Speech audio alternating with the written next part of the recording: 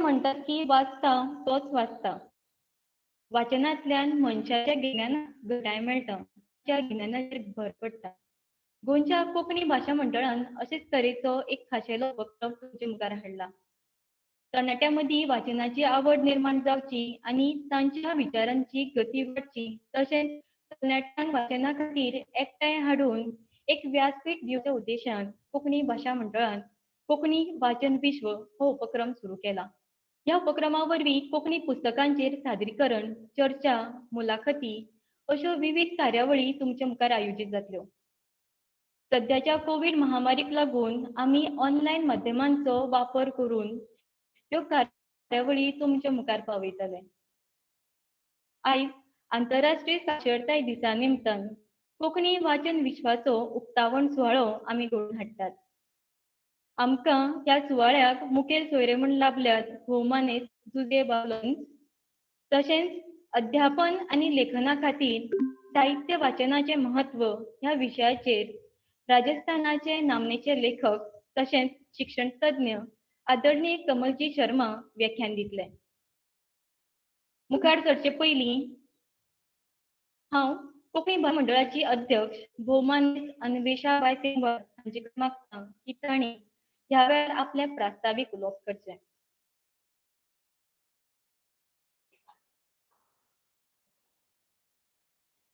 धन्यवाद सोनियाबाई. कोंकणी भाशा मंडळाच्या वतीन तुमकां सगळ्यांक मायमोगाचो येवकार दिता आनी सुरवातेकूच आयज आंतरराष्ट्रीय साक्षरताय दीस ह्या दिसाची तुमकां परबी भेटयता. आयच्या ह्या दिसाचे औचित्य साधून कोंकणी भाशा मंडळान 2 खाशेल्या कार्यावळींचे आज आयोजन केला.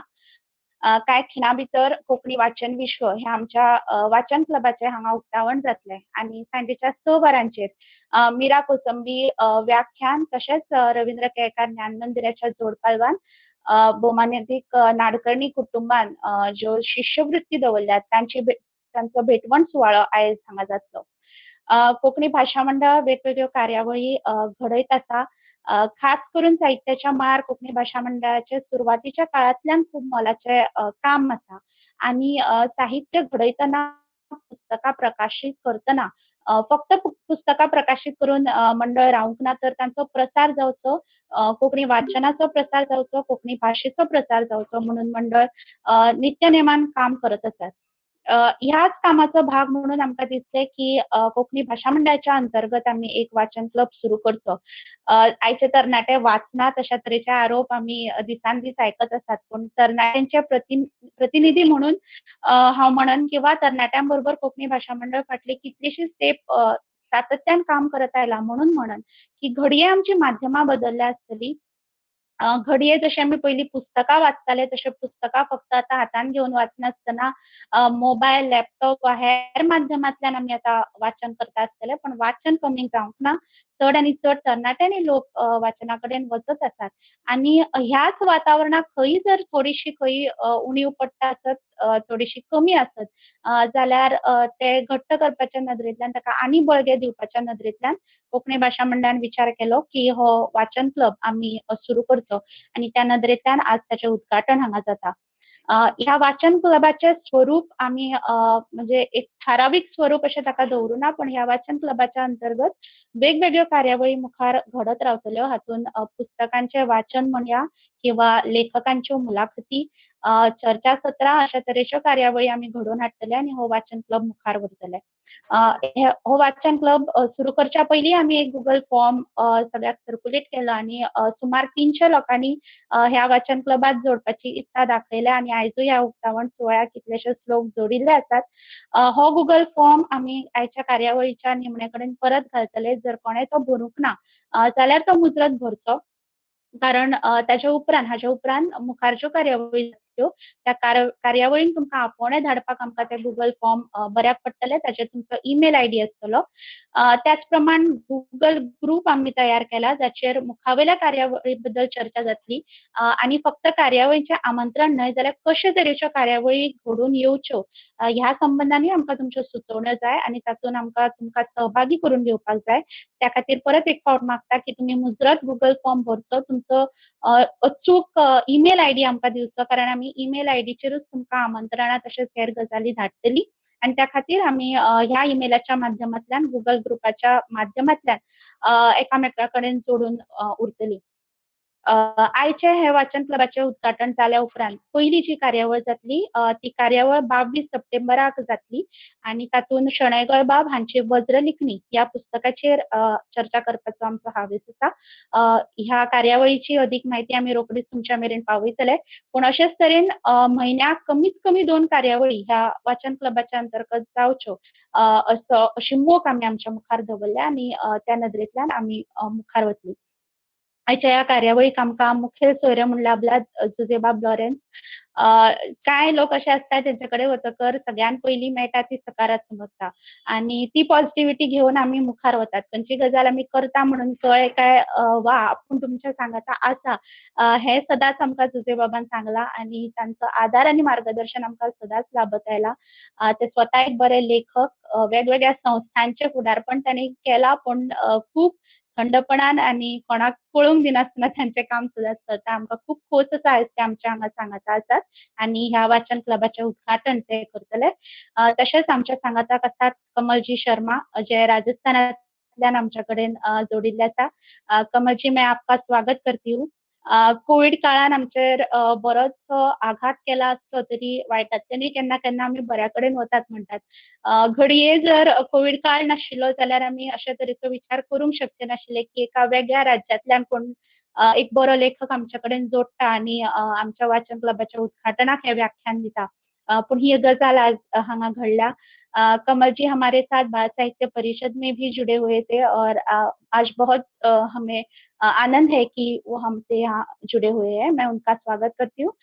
तुमकां सगळ्यांक माय मोगाचो येवकार दिता आनी आस्त बाळगिता की आयज मेरेन जे सहकार्य तुमी आमकां दिलां आयज मेरेन जशें तुमी आमच्या सांगाता रावल्यात तशेंच हाच्या मुखारूय रावतले आनी आमच्या सगळ्या कार्यावळींनी तुमी आमकां सहकार्य दितले आनी कोंकणी फुलपाक आमी सगळे एकवटान काम करतले. सगळ्यांक देव बरें करूं. परत एक फावटी येवकार.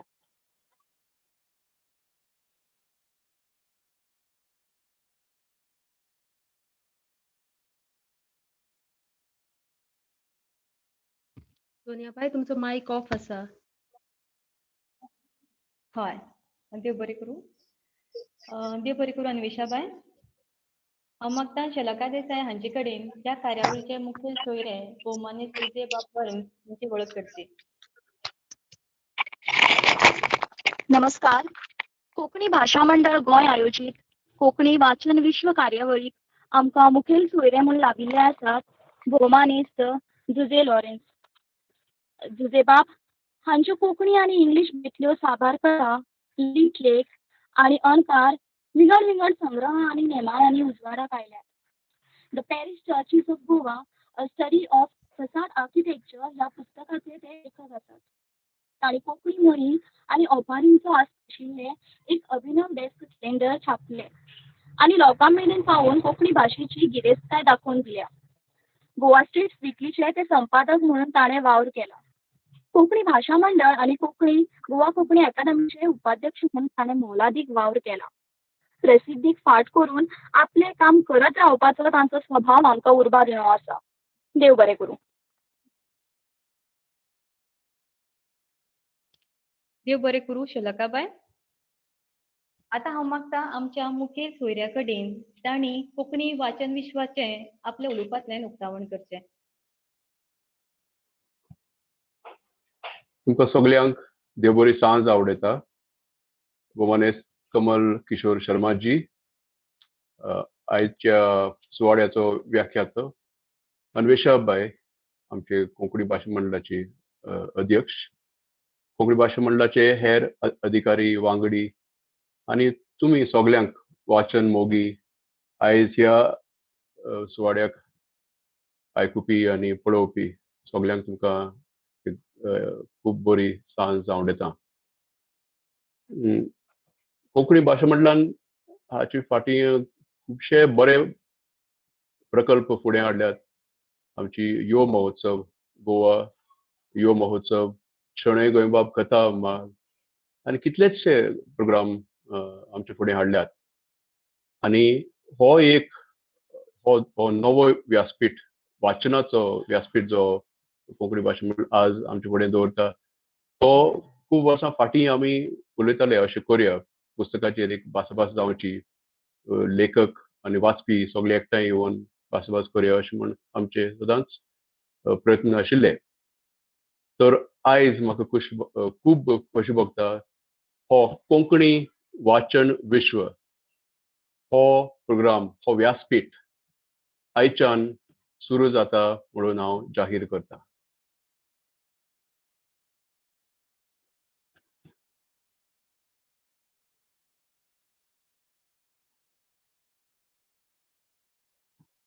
तर आमी पुस्तक कित्याक वाचतात?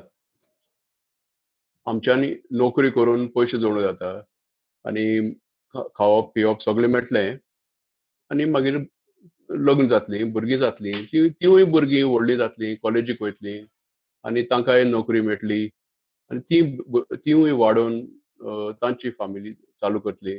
अशें संवसार चालू उरतलोच. पुस्तक आमकां कित्याक जाय? पुस्तक कित्याक तर वाचचें आमी?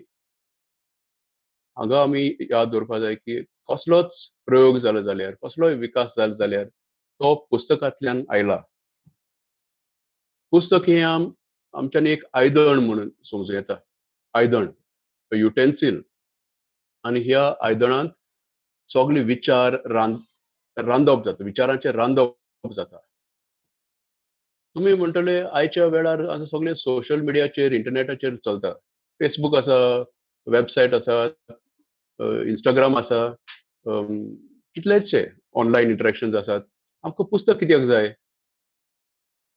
तर हांगाय एक दुसरो असो मेटाफर आमी लावंक जाता की जर तर एक पुस्तक, एक आयदन तितूंत आमी सगळीं विचाराचे कोडी, नाल्ल, रोस आनी सांगो, मिरसांग सगळी घालून आमी रांदतात, एक विचाराचें जेवण रांदतात.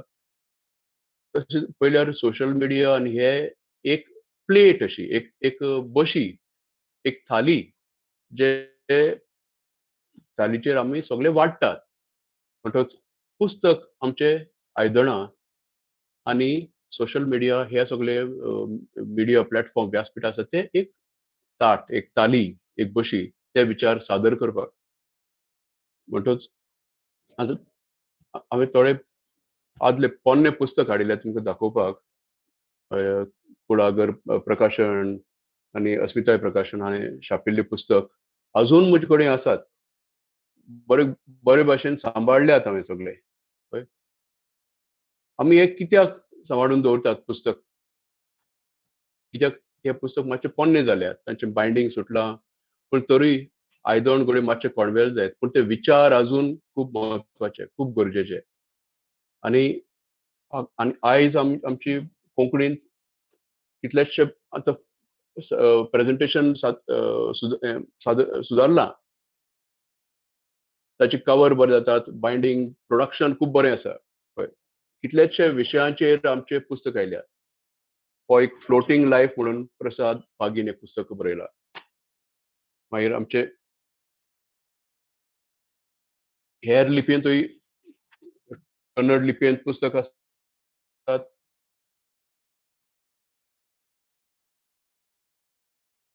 रोमी लिपयेंत पुस्तक आसात, आवडी पोलतडी. आमचे कवर डिझायन आनी प्रोडक्शन कशें कितले बरे आसा ते पळय. मंथन, माधवी बारक.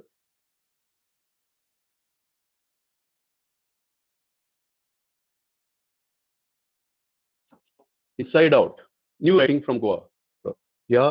हो गोवा रायटर्स ग्रुप म्हळ्यार आमी एक 2006 ह्या वर्सांतल्यान आमी मेळत आसात. म्हयन्याक एक फावटी आमची बसका जाता. चड करून पणजे, केन्नाय मडगांव. आनी हांगा ते सगळे लेखक एकठांय जावन एकमेकाचे बरोवप्याचेर भासाभास जाता. आनी थोड्या वर्सांनी आमी चिंतलें की आमी हे सगळे एकठांय करून एक पुस्तक काडया आनी हो तो पुस्तक inside out. Goa writers group हाचे भायर कोंकणींत हेरूय अशेच वाचप्याचे आनी बरोवपाचे पंगड आसात.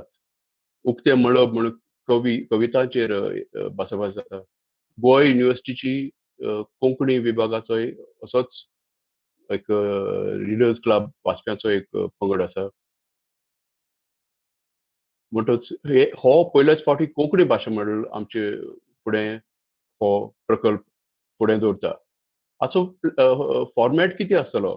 कशे तरेन आमी रायटर्स रिडर्स क्लब आमी तयार करतले तें अजून कितलेशें ठरयलें ना. पूण म्हाका दिसता अशेंच एकठांय जावन एक पुस्तक घेवप. सगल्यांनी त्या पुस्तकाचेर आपआपलें मत मांडप आनी लेखकूय थंय आसपाक शकता. लेखकूय ताचें मत मांडटलो. दुसरो एक असो प्रयोग जावंक शकता की सगळे एकठांय जावन आपआपले आयज हांवें कितें वाचलें, हे गेल्ल्या सोमनाथ हांवें कितें वाचलां, म्हाका तितूंतल्यान कितें मेळ्ळें, कसलो फायदो जालो तो सांगता. मागीर दुसरो उठून सांगता हांवें अशें अशें हें पुस्तक वाचल्यात, तितूंतल्यान म्हाका तुजे कडेन शेअर करपाक जाय. तो एक प्रयोग जावंक शकता. तिसरी म्हणल्यार आमकां फक्त साहित्यांतूतल्यानच कोंकणींत उलोवपाची अशी गरज ना. हेरूय विशय आसात. इंजिनियरींग आसा, मेडिसीन आसा, लॉ आसा आनी कितलेशेच क्षेत्रांत आमी कोंकणी वापरपाक जाय. म्हणटच आमच्यांनी घडये एक एकठांय जावन एकलो आपणाल्या फिल्डांतल्यान उलयतलो आनी हेर वडील आसतले, म्हालगडे आसतले ते जेन्ना आमकां उतरावळ कमी पडटा, व्याकरण सारकें ना, ते आमकां सुदारप करूंक आदार दितले. असले वेगळेच क्वीज करूंक शकतात आमी. डिबेट्स, वाद जावपाक जाय. साहित्याचो उजो पेटपाक जाय. जण आमी आपआपलें मत मांडून भासाभास जावंक जाय. इंटेन्स डिस्कशन्स, फ्युरियस डिबेट्स हे सगळे जाल्यार म्हाका दिसता हो कोंकणी भाशा मंडळाचो प्रकल्प कार्यक्रम खूब सुंदर जातलो आनी तितूंतल्यान असले पुस्तक संग्रह खुबशे येतले म्हणून हांव आवडयता आनी हो एक म्हजो कथेचो संग्रह ह्या म्हयन्याक तयार जावपाचो आसा. हितूंतली 12 कथा आसात आनी ह्यो सगल्यो कथा आमी ह्या गोवा रायटर्स ग्रुपांतल्यान ताचेर भासाभास करून त्यो सुदारल्यात. जर तर हो गोवा रायटर्स ग्रुप हो पंगड हो बरयणाऱ्याचो पंगड नाशिल्लो जाल्यार हो पुस्तक तयार जायनाशिल्लो. म्हजे कडेन तितली क्वॉलिटी तर जावपाक नाशिल्ली. म्हणटच म्हाका दिसता ह्या कोंकणी वाचन विश्व ह्या व्यासपिठांतल्यान खुबशे वाचपी फुडें सरतले. ते वाचपी बरयणारूय जातले. ते बरोवपी आसात ते पुस्तकूय छापतले आनी कोंकणीचो दर्जो वयर सरत आसतलो, फुडें वयतलो. म्हाका ह्या प्रकल्पाक उक्तावणाचे खातीर मुखेल सोयरो आपयलो म्हणून हांव खूब आभारी आसा. तुमकां सगल्यांक देव बरें करूं.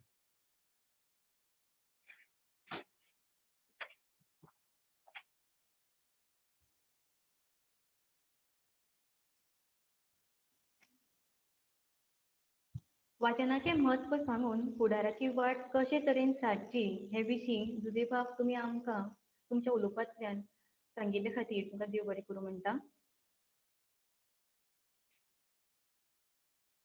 तशेंच फुडले सुवातेर हांव सबिना मुल्ला हांचे कडेन मागतां की तांणी आयच्या कार्यावळीचे व्याख्याते आदरणीय कमलजी शर्मा हांची वळख करची.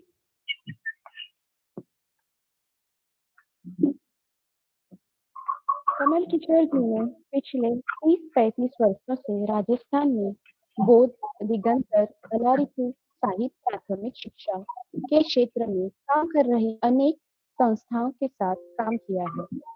किताबों की दुनिया जैसे बच्चों की दुनिया को बदल सकती है और बच्चे किताबों के साथ अपनी दुनिया की खोज कैसे कर सकते हैं, इन सवालों पर कमल जी अपने काम के दौरान लगातार सोचते रहे हैं।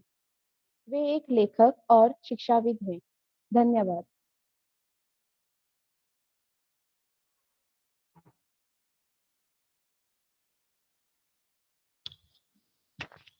तो मैं अब कमलजी शर्मा से विनती करती हूँ कि वे अपना व्याख्यान यहाँ पर प्रस्तुत करें। उससे पहले दर्शकों को एक सूचना देना चाहूंगी। व्याख्यान से संबंधित आप में से किसी को सवाल पूछना है तो वे अपना सवाल चैट बॉक्स में दर्ज कर सकते हैं। धन्यवाद। कमल जी, अब आप अपना व्याख्यान शुरू कर सकते हैं।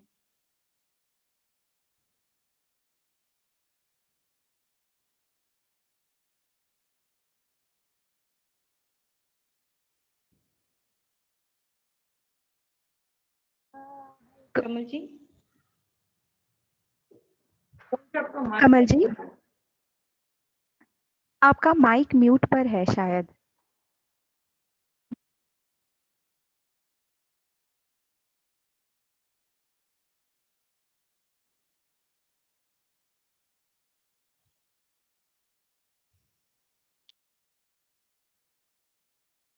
कमल जी, आदरणीय कमल जी, कमल आपका माइक म्यूट पर है।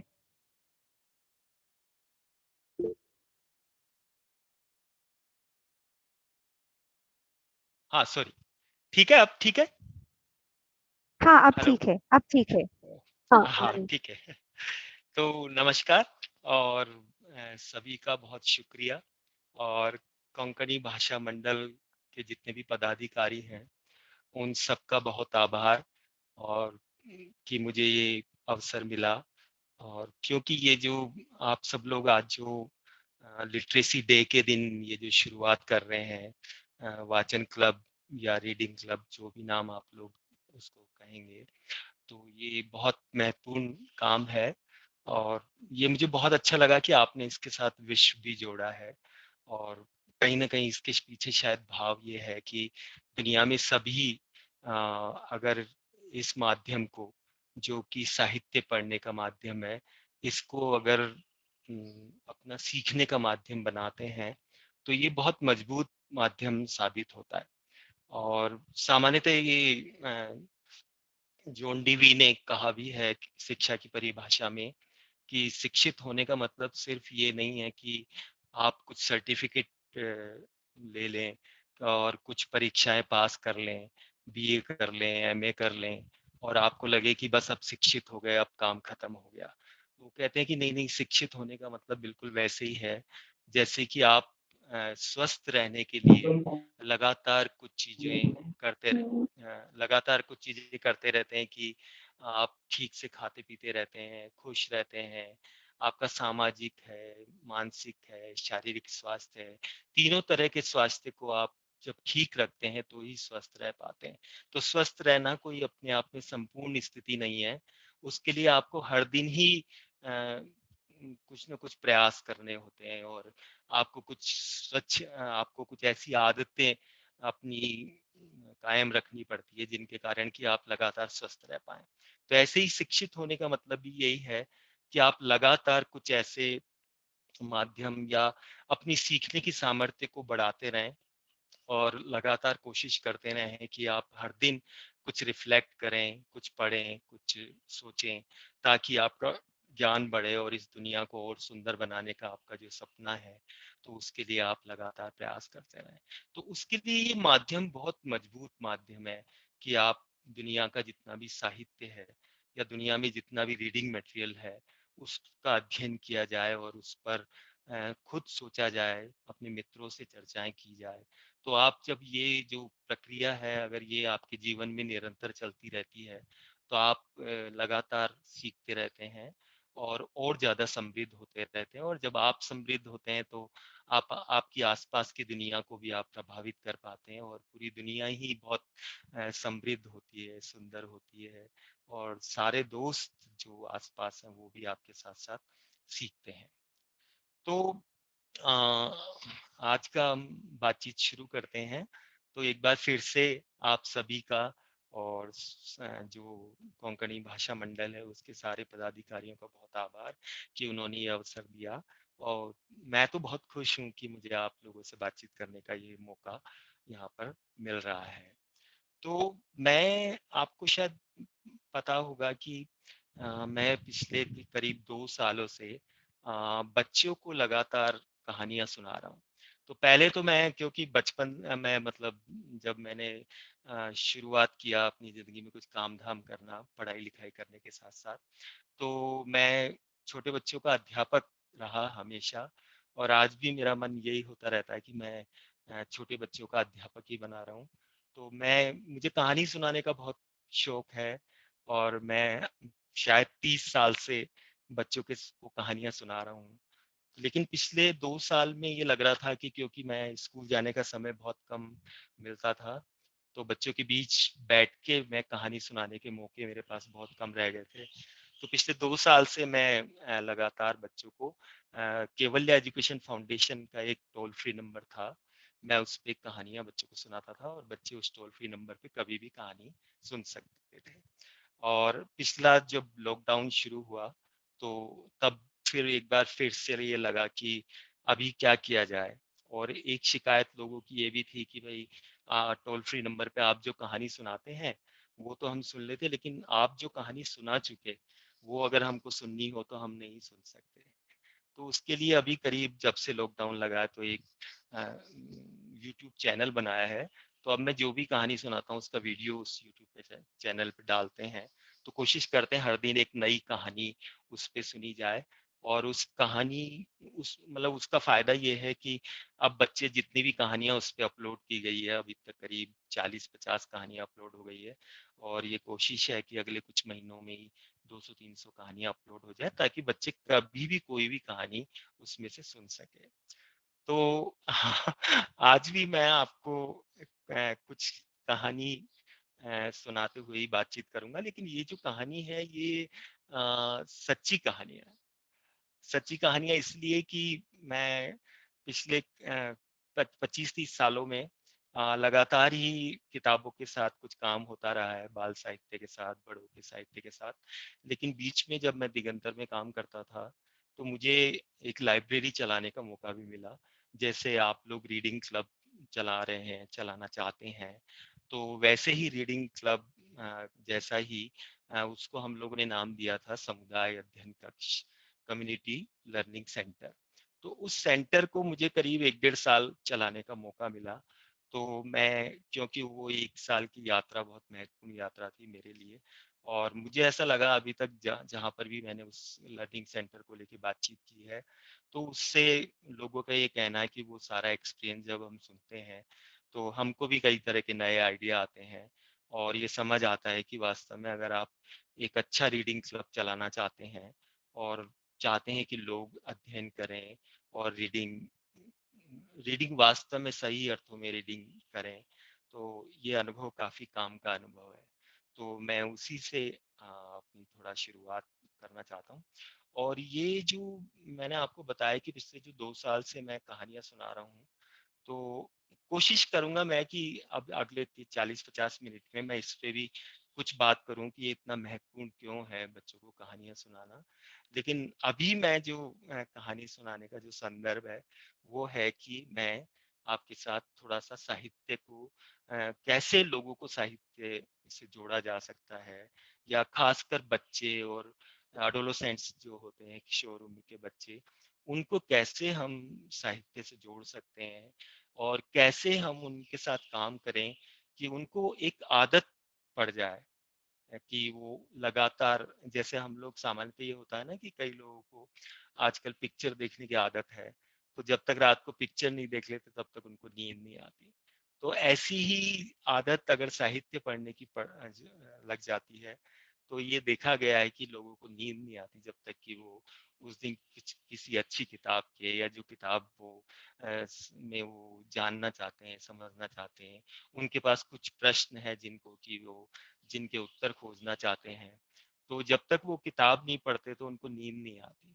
तो ऐसी आदत बच्चों में कैसे आए, एडोलेसेंट्स में कैसे आए, तो इसके लिए आपको थोड़ा मदद मिलेगी अगर आप इस पे सुनेंगे और अच्छे से विचार करेंगे और सवाल पूछेंगे।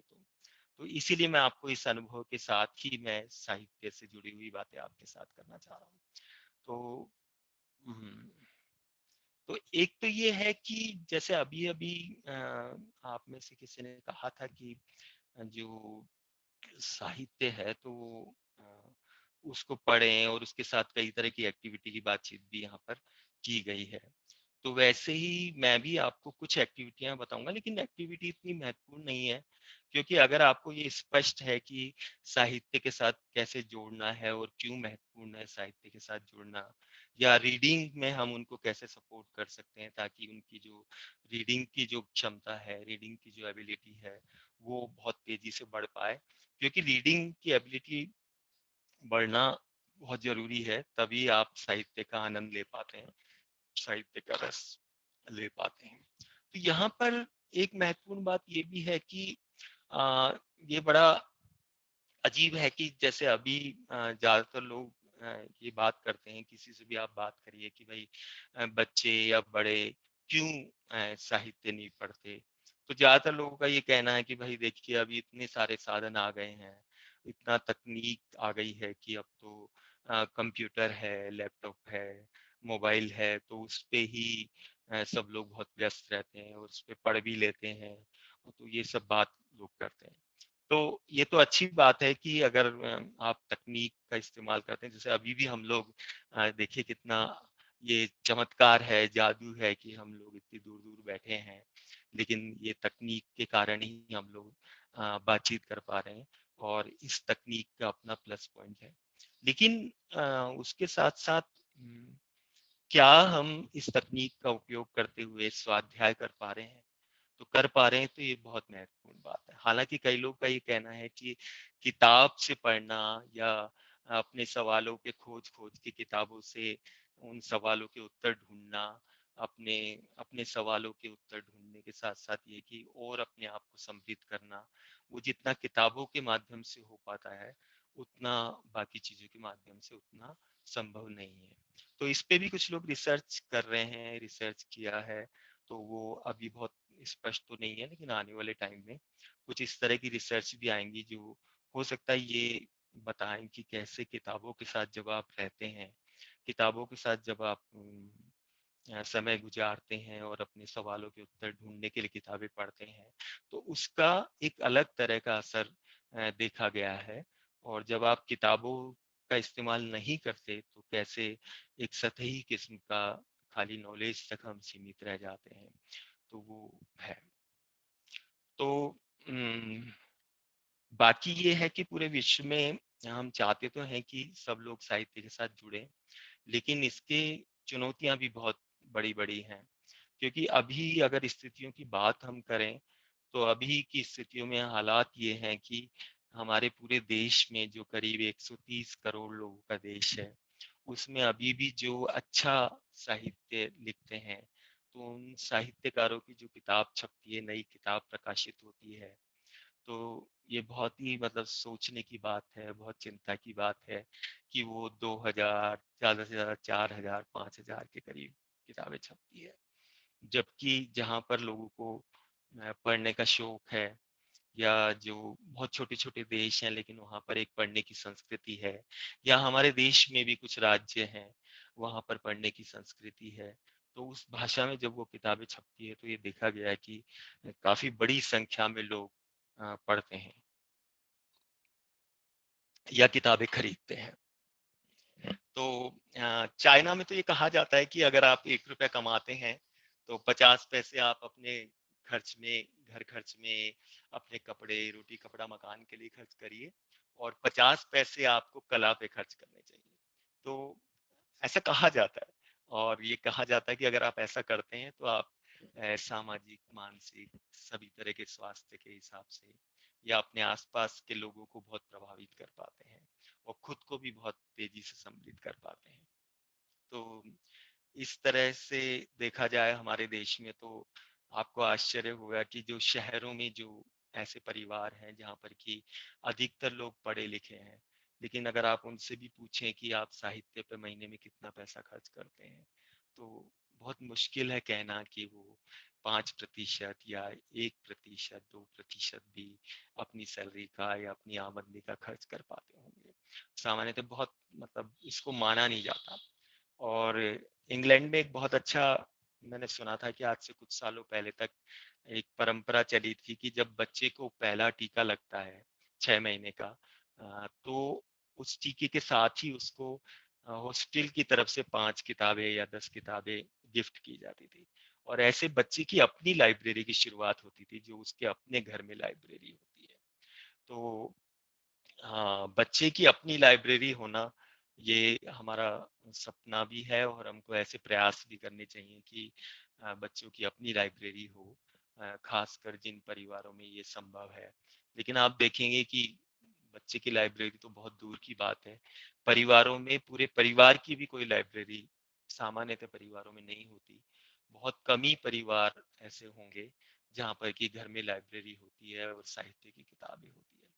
बहुत सारे टीचर्स, बहुत अच्छा लगता है, बहुत सारे अध्यापक अध्ययन से जुड़े रहते हैं, किताबें भी पढ़ते हैं, लेकिन बहुत सारे जब हम लोग वर्कशॉप करते हैं टीचर के साथ, एचएम के साथ, प्रिंसिपल के साथ, और जब हम उनसे पूछते हैं कि आपके घर में कौन सी किताबें हैं, या आपने अभी तक कौन से बड़े लेखकों की किताब पढ़ी है, या आपने आजकल क्या पढ़ रहे हैं, तो आपको आश्चर्य होगा कि 95-99% टीचर का यही कहना होता है कि अरे समय ही नहीं मिलता अब तो, और हम लोग कोई किताब नहीं पढ़ रहे, या वो कोई किताबों का नाम भी लेते हैं तो वो महाभारत, रामायण और कुछ ऐसी किताबों का नाम लेते हैं, लेकिन लेखक की बात भी करो कि किस लेखक को आप जानते हैं, तो कोई एक आध लेखक का नाम बोलेंगे, मुंशी प्रेमचंद, या बहुत कम, मतलब 2-3 नाम से ज्यादा पूरे ग्रुप में कभी नहीं आते, जबकि हमारे देश में इतने बड़े बड़े लेखक हुए हैं। तो उसके ये सब स्थितियां हैं जो बहुत निराश करने वाली है, और इसीलिए मुझे बहुत खुशी हुई जब मैंने पहली बार सुना कि आपके यहाँ इस तरह के प्रयास शुरू हो रहे हैं। तो बहुत खुशी हो रही थी कि चलो किसी राज्य में ये प्रयास शुरू हो रहे हैं, और ऐसा नहीं है बाकी राज्यों में भी नहीं हो रहे, लेकिन वो इतना कम प्रयास हो रहे हैं कि वो दिखते नहीं कहीं पूरे देश के संदर्भ में या पूरी पॉपुलेशन को देखते हुए, ऐसा लगता नहीं कि बहुत ऐसे प्रयास हो रहे हैं। तो खैर, हम लोग उस कहानी पे आते हैं जो मैं आपको सुनाना चाहता हूँ, और उस कहानी के साथ साथ जो मैं आपके साथ बातचीत करना चाहता हूँ। तो हाँ, तो एक तो मैं आपको बताऊं कि ये जो आप कह सकते हैं कि भाई ये आपने जो जिस समुदाय अध्ययन कक्ष की आप बात कर रहे हैं, तो वो क्यों शुरू किया गया, और क्या कारण है कि आ, वहाँ पर के अनुभव क्यों महत्वपूर्ण है। तो मैं आपको बताऊं कि ये जो समुदाय अध्ययन कक्षा हम लोगों ने जब शुरू करने वाले थे, उसके कुछ दिनों पहले वहां पर जाके लोगों से संपर्क किया, तो आपको आश्चर्य होगा कि वहां पर अधिकतर लोगों का ये कहना था कि यहाँ पर कोई भी लाइब्रेरी जैसी चीज खोलना एकदम मूर्खता की बात है, क्योंकि ज्यादातर लोगों का ये कहना था कि भाई यहाँ तो अधिकतर बच्चों को पढ़ना ही नहीं आता, और वो स्कूल की जो किताबें हैं उनको ही नहीं पढ़ते, या उनको पढ़ना ही नहीं जानते, या अगर पढ़ते भी हैं तो बहुत रुचि से नहीं पढ़ते, तो वो आपके पुस्तकालय की किताबें कैसे पढ़ेंगे। तो इस तरह की बहुत निराशाजनक बातचीत की थी, और हम लोगों ने जानबूझ के जो क्षेत्र चुना था वो ऐसा चुना था जहां पर कि शेड्यूल कास्ट के जो जातियों के लोग हैं, या जो मुस्लिम समुदाय के लोग हैं, उन उन उनकी उनके ही परिवार वहां पर ज्यादातर रहते थे। तो जैसे आप ऐसे देख सकते हैं कि 3 पॉकेट वहां पर थे, तो एक बड़े पॉकेट में मुस्लिम धर्म को मानने वाले लोग रहते थे, और बाकी 2-3 पॉकेट्स में यहाँ राजस्थान की शेड्यूल कास्ट जाति होती है, रैगर, खटीक, तो इस तरह के वहां पर परिवार वहां पर रहते थे। तो इन लोगों का ये कहना था, अधिकतर लोगों का, कि नहीं नहीं, ये तो बिल्कुल मूर्खता की बात है कि यहाँ पर कोई पुस्तकालय चलाया जाए। और दूसरी तरफ हम लोग ये सोचते थे कि क्योंकि वो वहां पर करीब 1,000 परिवार वहां पर रहते थे, और 2-3 प्राइवेट स्कूल चलते थे, सरकारी स्कूल चलता था, दिगंतर संस्था का बहुत अच्छा स्कूल चलता था। तो आप दिगंतर संस्था का स्कूल तो अच्छा था और उसमें लाइब्रेरी भी थी, लेकिन वहाँ एक दिक्कत ये थी कि उनका प्रोजेक्ट बहुत सीमित प्रोजेक्ट था, तो वो उस स्कूल में 100 बच्चों से ज्यादा बच्चों को एडमिशन नहीं दे सकते थे। तो ये लग रहा था कि जब यहाँ पर अगर 2-3-4 हजार बच्चे हैं 6 से 14 साल के, तो उन बच्चों का फिर क्या होगा, क्योंकि ज्यादातर ये था कि स्कूल में ड्रॉप आउट रेट भी बहुत ज्यादा था, और ज्यादातर बच्चे किसी तरह परीक्षा देके पास तो हो जाते थे, लेकिन देखा कि जो स्किल उनमें आने चाहिए उस क्लास में, और जिस तरह का क्षमताएं उनमें बढ़नी चाहिए, और खासकर जो प्राथमिक स्कूल के केंद्र में होता है कि बच्चों का भाषा विकास हो और बच्चे पढ़ पाए सही अर्थों में, ये क्षमता उनमें आनी चाहिए, ये कौशल उनका बढ़ना चाहिए। तो उस स्थिति में अगर देखेंगे तो वहाँ ज्यादातर बच्चे पढ़ नहीं पाते थे, और अगर वो किसी तरह से पढ़ भी लेते थे तो देखा गया कि वो उच्चारित तो कर देते थे लेकिन समझते हुए वो नहीं पढ़ते थे। तो ये लग रहा था कि मतलब जो पढ़ने में जो अपेक्षा की जाती है कि आप जो भी पढ़ रहे हैं, जो भी शिक्षा जो पाठ्य सामग्री आप पढ़ रहे हैं, तो पढ़ने के बाद आपको उसका अर्थ समझ में आना चाहिए। ये बात उनको समझ में आनी चाहिए कि इस सामग्री में क्या कहा गया है। लेकिन ये देखें तो वहाँ पर अधिकतर लोगों का वहाँ पर उसमें ये देखा गया कि बच्चे नहीं समझ पाते थे और इसलिए हमेशा बहुत फ्रस्ट्रेटेड रहते थे। स्कूल में बहुत अजीब तरह का व्यवहार करने लगे थे आपस में। बहुत टीचर भी बहुत उनको फिर मारना, पीटना, डांटना, इस तरह की स्थितियां वहाँ पर स्कूलों में बनी हुई थी। और ज्यादातर टीचर्स की ये मान्यता बन गई थी कि ये बच्चे सीख नहीं सकते, बहुत कम संख्या में ही शायद सीख सकते हैं, अधिकतर लोग ये सीख नहीं सकते हैं, ये कहीं ना कहीं उनके दिमाग में था।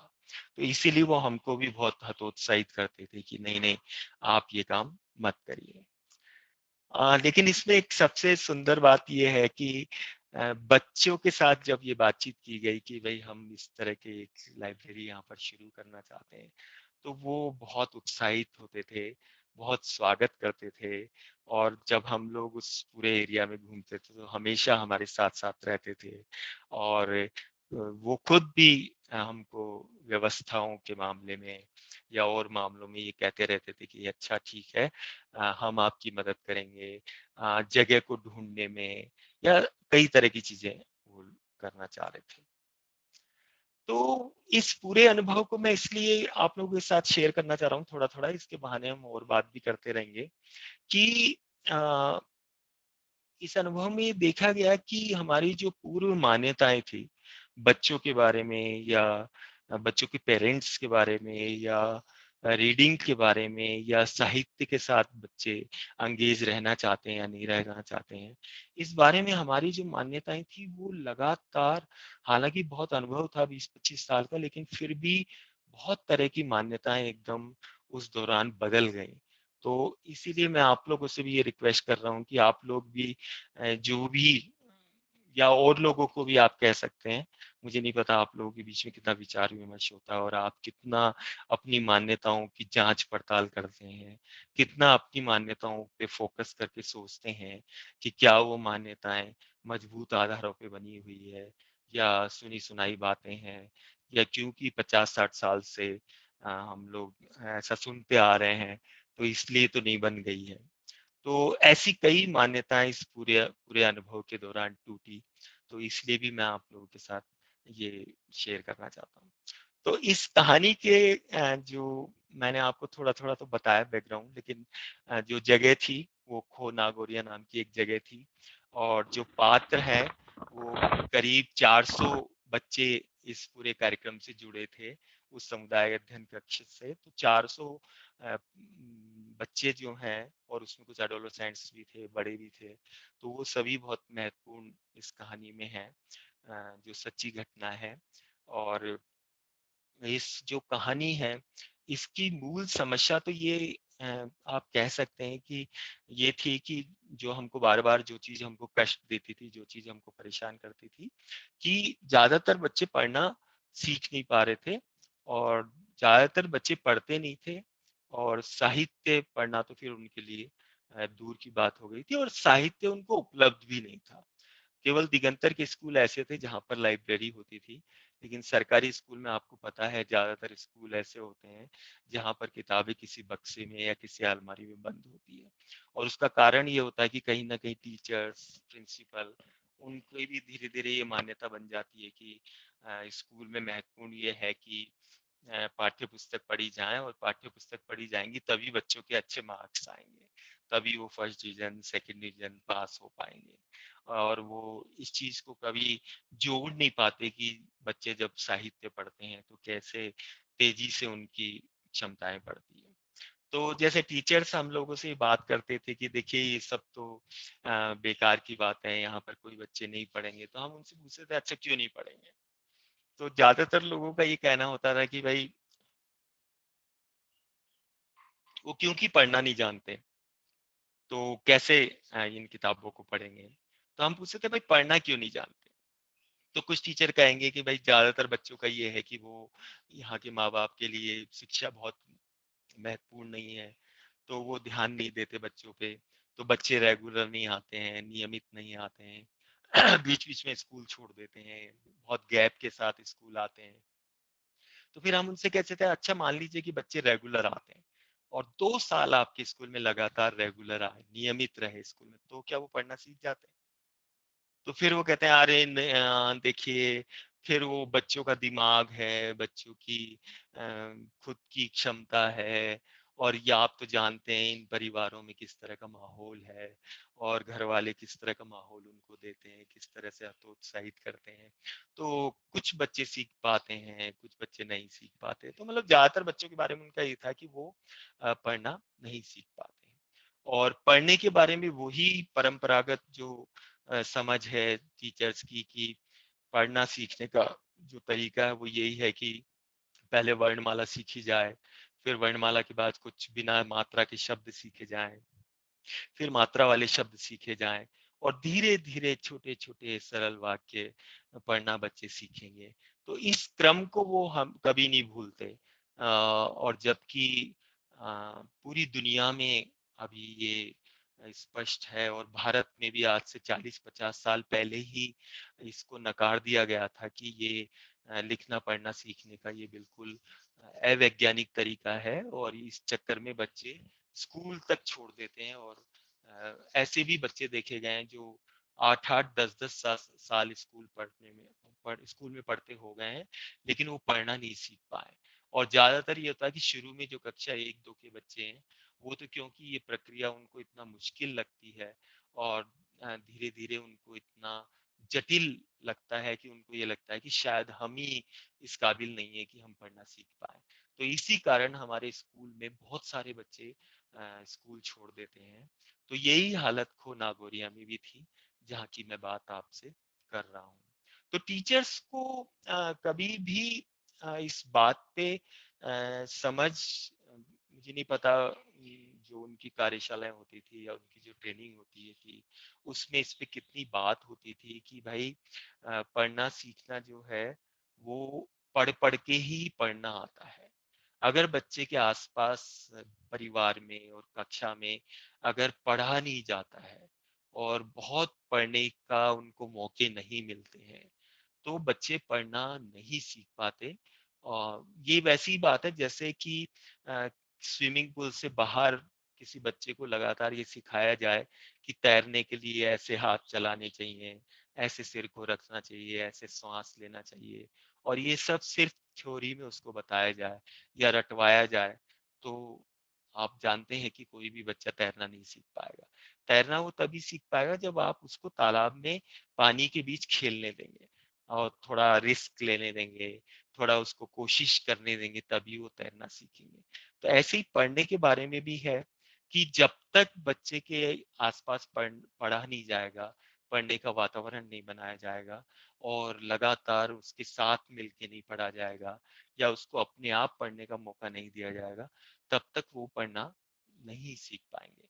और बहुत सारे लोगों को ये भी भ्रम होता है कि छोटे बच्चे, 6 साल के बच्चे, 7 साल के बच्चे पढ़ना नहीं जानते। लेकिन आप देखेंगे कि अगर आप उनके सामने चित्रों की किताब रखें, तो चित्र पढ़ना भी एक पढ़ने का पहला कदम ही होता है। तो अगर बच्चे के सामने ऐसे किताबें हों, आसपास ऐसी किताबें हों, तो चित्रों से पढ़ने की शुरुआत कर सकते हैं, और धीरे धीरे धीरे धीरे वो संकेतों की तरफ भी जा सकते हैं, अक्षरों की तरफ भी जा सकते हैं, वर्णों की तरफ भी जा सकते हैं। और ऐसा बहुत रिसर्च भी हुआ है। प्रोफेसर कृष्ण कुमार जो एनसीईआरटी के डायरेक्टर रहे हैं, उन्होंने ऐसे प्रयोग भी किए हैं कि बच्चों के साथ सिर्फ कुछ ऐसी किताबें ली गई जिनमें कि बड़े बड़े चित्र होते हैं और बहुत कम नीचे लिखा होता है। तो ऐसी किताबों के साथ जब उनके साथ पढ़ा गया, लगातार पढ़ा गया, तो देखा गया कि थोड़े दिन बाद बच्चे उन किताबों को पढ़ने लग गए, और सभी वर्ण, सभी मात्राएं उनको अपने आप ही आने लग गई।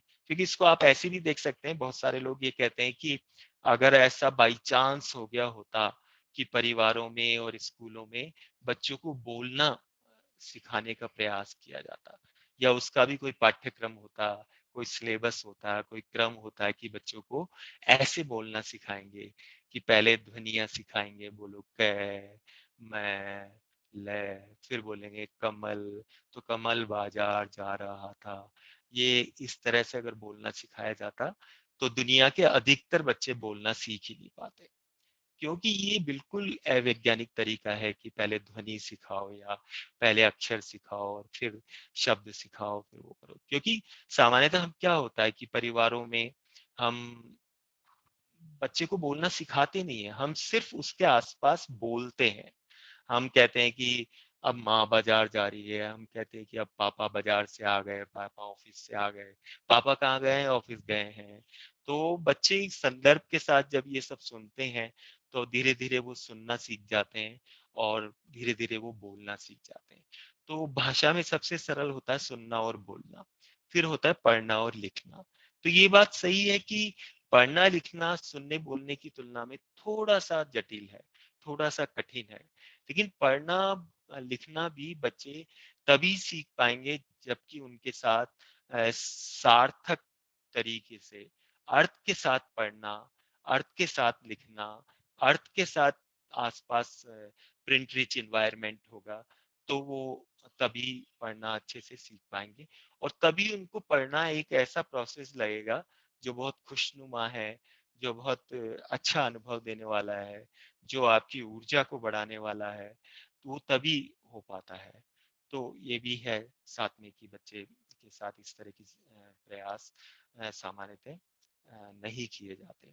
और एक चीज और मैं आपको बता दूं यहाँ पर कि अ, भाषा के मामले में भी बहुत सारे सामान्य परिवार ही नहीं, अध्यापक वगैरह वगैरह सबको ही आज भी बहुत सारे लोगों की मान्यता बनी हुई है कि कोई भी नई भाषा सीखना है तो आप देखेंगे कि उसकी शुरुआत लिखने से की जाती है। जैसे देखिए कि बच्चे का जो परिवार की भाषा है, जो उसकी मातृभाषा है वो अलग होती है। फिर बच्चा स्कूल जाता है तो स्कूल की अपनी कोई एक भाषा होती है जिसमें पाठ्य पुस्तक छपी होती है। तो जैसे राजस्थान की बात करेंगे तो हिंदी में होती है, आपके गोवा में कोंकणी भाषा में होती है कि नहीं मुझे पता नहीं, पर शायद कोंकणी भाषा में होती होगी। या आप तमिलनाडु जाएंगे तो वहाँ की अपनी भाषा है।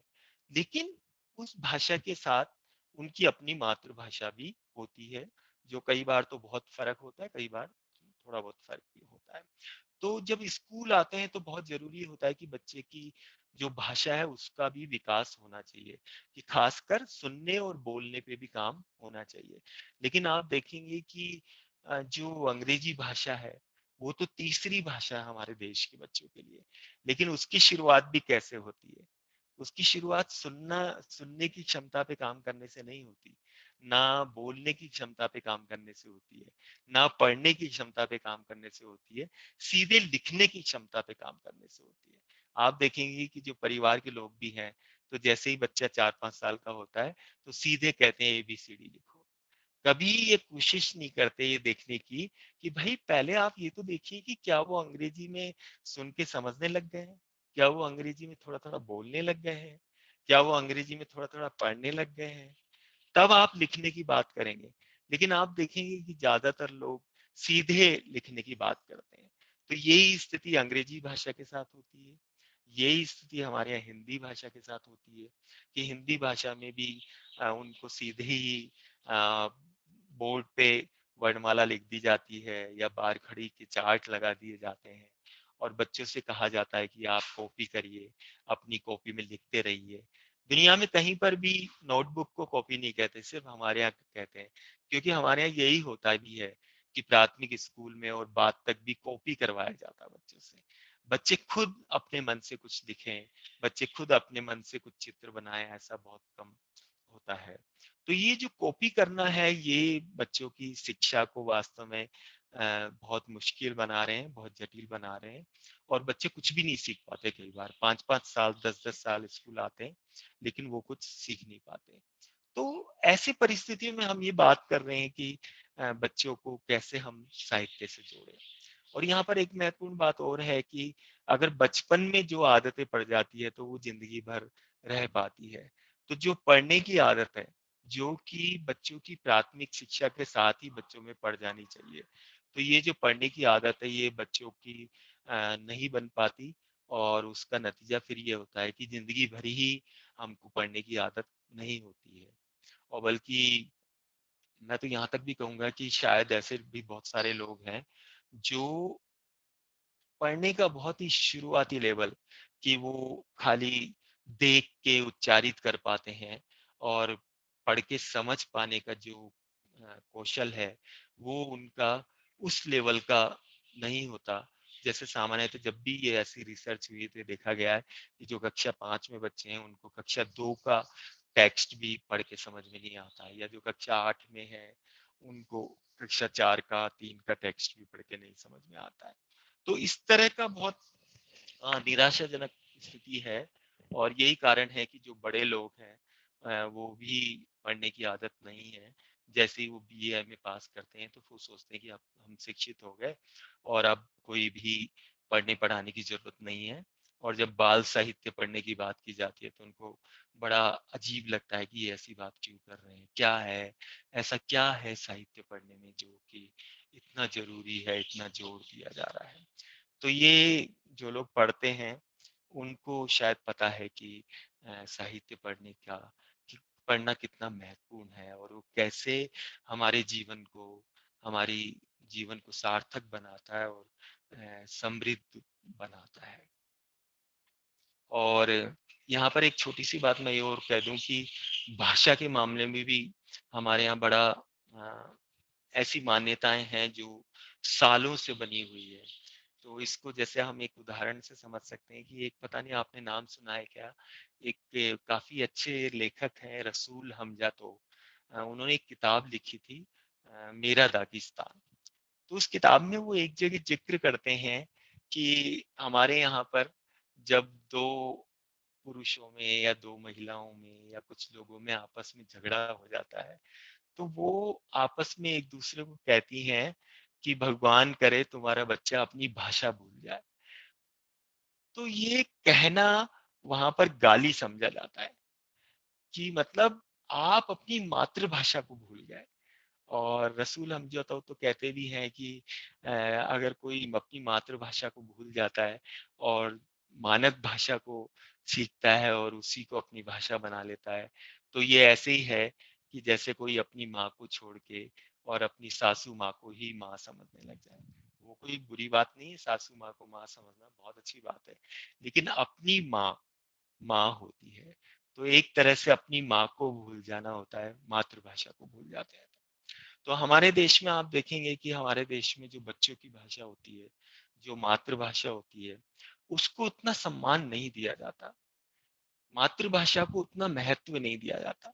और स्कूल बच्चों की धीरे धीरे इस तरह की मान्यता बना देता है कि हिंदी भाषा सीखोगे तो वो भाषा है, और अगर अपनी ही भाषा में बोलते रहे, अपनी ही भाषा में बातचीत करते रहे तो मतलब तुम्हारी भाषा गंवारू भाषा है। हमारे राजस्थान में इस तरह से कहा जाता है।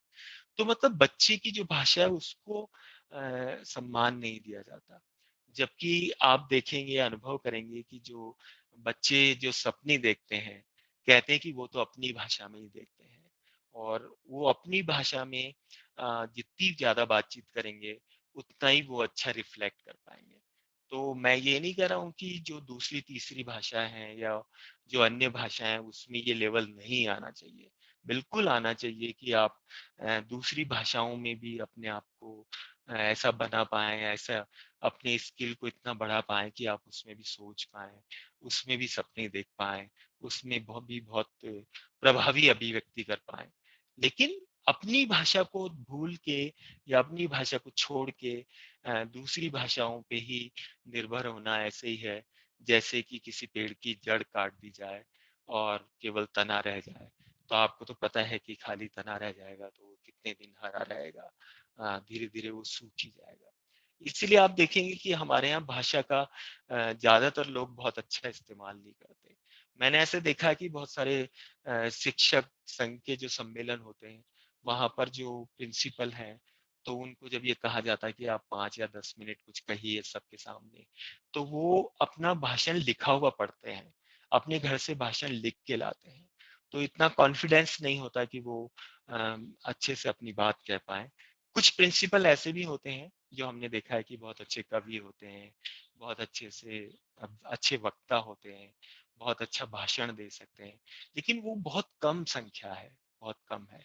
तो ये आप देखिए कि होता क्या है कि क्योंकि साहित्य से दूर रहते हैं, क्योंकि आप किताबें पढ़ते नहीं हैं, क्योंकि आप को किताबें पढ़ने की आदत नहीं है, तो वो आपकी रीडिंग एबिलिटी तो उससे नहीं बढ़ रही है, तो हो ही रहा है। आप देखेंगे राइटिंग एबिलिटी भी आपकी नहीं बढ़ रही है, राइटिंग स्किल भी आपकी नहीं बढ़ रही है, और इस चक्कर में हो ये रहा है कि आपकी जो समझ जिस तेजी से बढ़नी चाहिए वो भी नहीं बन रही है, नहीं बढ़ रही है। तो भाषा सीखना, पढ़ना लिखना सीखना और साहित्य पठन पढ़ना, ये सारी चीजों के आपस में बहुत गुथे हुए संबंध है, बहुत महत्वपूर्ण संबंध है, और सब एक दूसरे को प्रभावित करती हैं। अगर आपका भाषा विकास ठीक से नहीं हो रहा तो आप पढ़ना लिखना नहीं सीख सकते। अगर आपका पढ़ना लिखना का स्किल पर्याप्त लेवल पे नहीं बढ़ रहा, लगातार नहीं बढ़ रहा, तो आप साहित्य का रस भी नहीं ले सकते। लेकिन यही बात उतना ही सही ये भी है कि अगर आप साहित्य से जुड़ते हैं और लगातार कोशिश करते हैं साहित्य से जुड़ने की, तो आपकी अपने आप ही पढ़ने की जो स्किल है वो भी बढ़ती है, और आपकी समझ तो बहुत तेजी से बढ़ती है। तो ये सब एक दूसरे के पूरक हैं, और इसीलिए बार बार ये बात कही गई है कि साहित्य पढ़ना और साहित्य से जुड़ना, साहित्य पे संवाद करना, ये हम सबके लिए बहुत महत्वपूर्ण है, और इसीलिए हम लोग इतने साहित्य पे इतना जोर की बात की है। और प्रोफेसर कृष्ण कुमार एक अनुभव बार बार शेयर करते हैं, जो एनसीईआरटी के डायरेक्टर हैं, कि जब कोई भी सरकार, किसी भी देश की सरकारें या अधिकतर पार्टियों की सरकारें जब तानाशाह होती है, तो आप देखेंगे वो सबसे ज्यादा हमला साहित्यकारों पे करती है, साहित्य पे करती है, और वो ये लगातार इस तरह की कोशिश करते रहते हैं कि कैसे लोग साहित्य से दूर हो। तो यही जर्मनी में भी देखा गया था कि जर्मनी में जब हिटलर थे और वो जिस तरह की तानाशाही कर रहे थे, तो वहां पर बाकायदा एक बार ऐसा हुआ था कि दुनिया का जो सर्वश्रेष्ठ जो साहित्य था उनको वहां पर जलाया गया था, और बाकायदा ये कहा गया था कि जनता को साहित्य नहीं पढ़ना चाहिए। और बाद में जब जर्मनी में लोगों को अफसोस हुआ और हिटलर का जब तानाशाही खत्म हुई और फिर से जब लोगों को समझ में आया, तो लोगों को बहुत ज्यादा दुख हुआ, बहुत ज्यादा पश्चाताप हुआ, और कहते हैं कि फिर बाद में उन्होंने उसी दिन इस तरह की परंपरा शुरू की कि उस दिन सब लोग किताबें पढ़ते हैं, और जगह जगह पूरे देश में, शहरों में, गांव जहाँ पर भी है, हर जगह उस दिन इस तरह से उत्सव मनाया जाता है, और ये कोशिश ये ऐसा किया जाता है कि लोग अच्छा साहित्य पढ़ते हैं, एक दूसरे को साहित्य पढ़ के सुनाते हैं।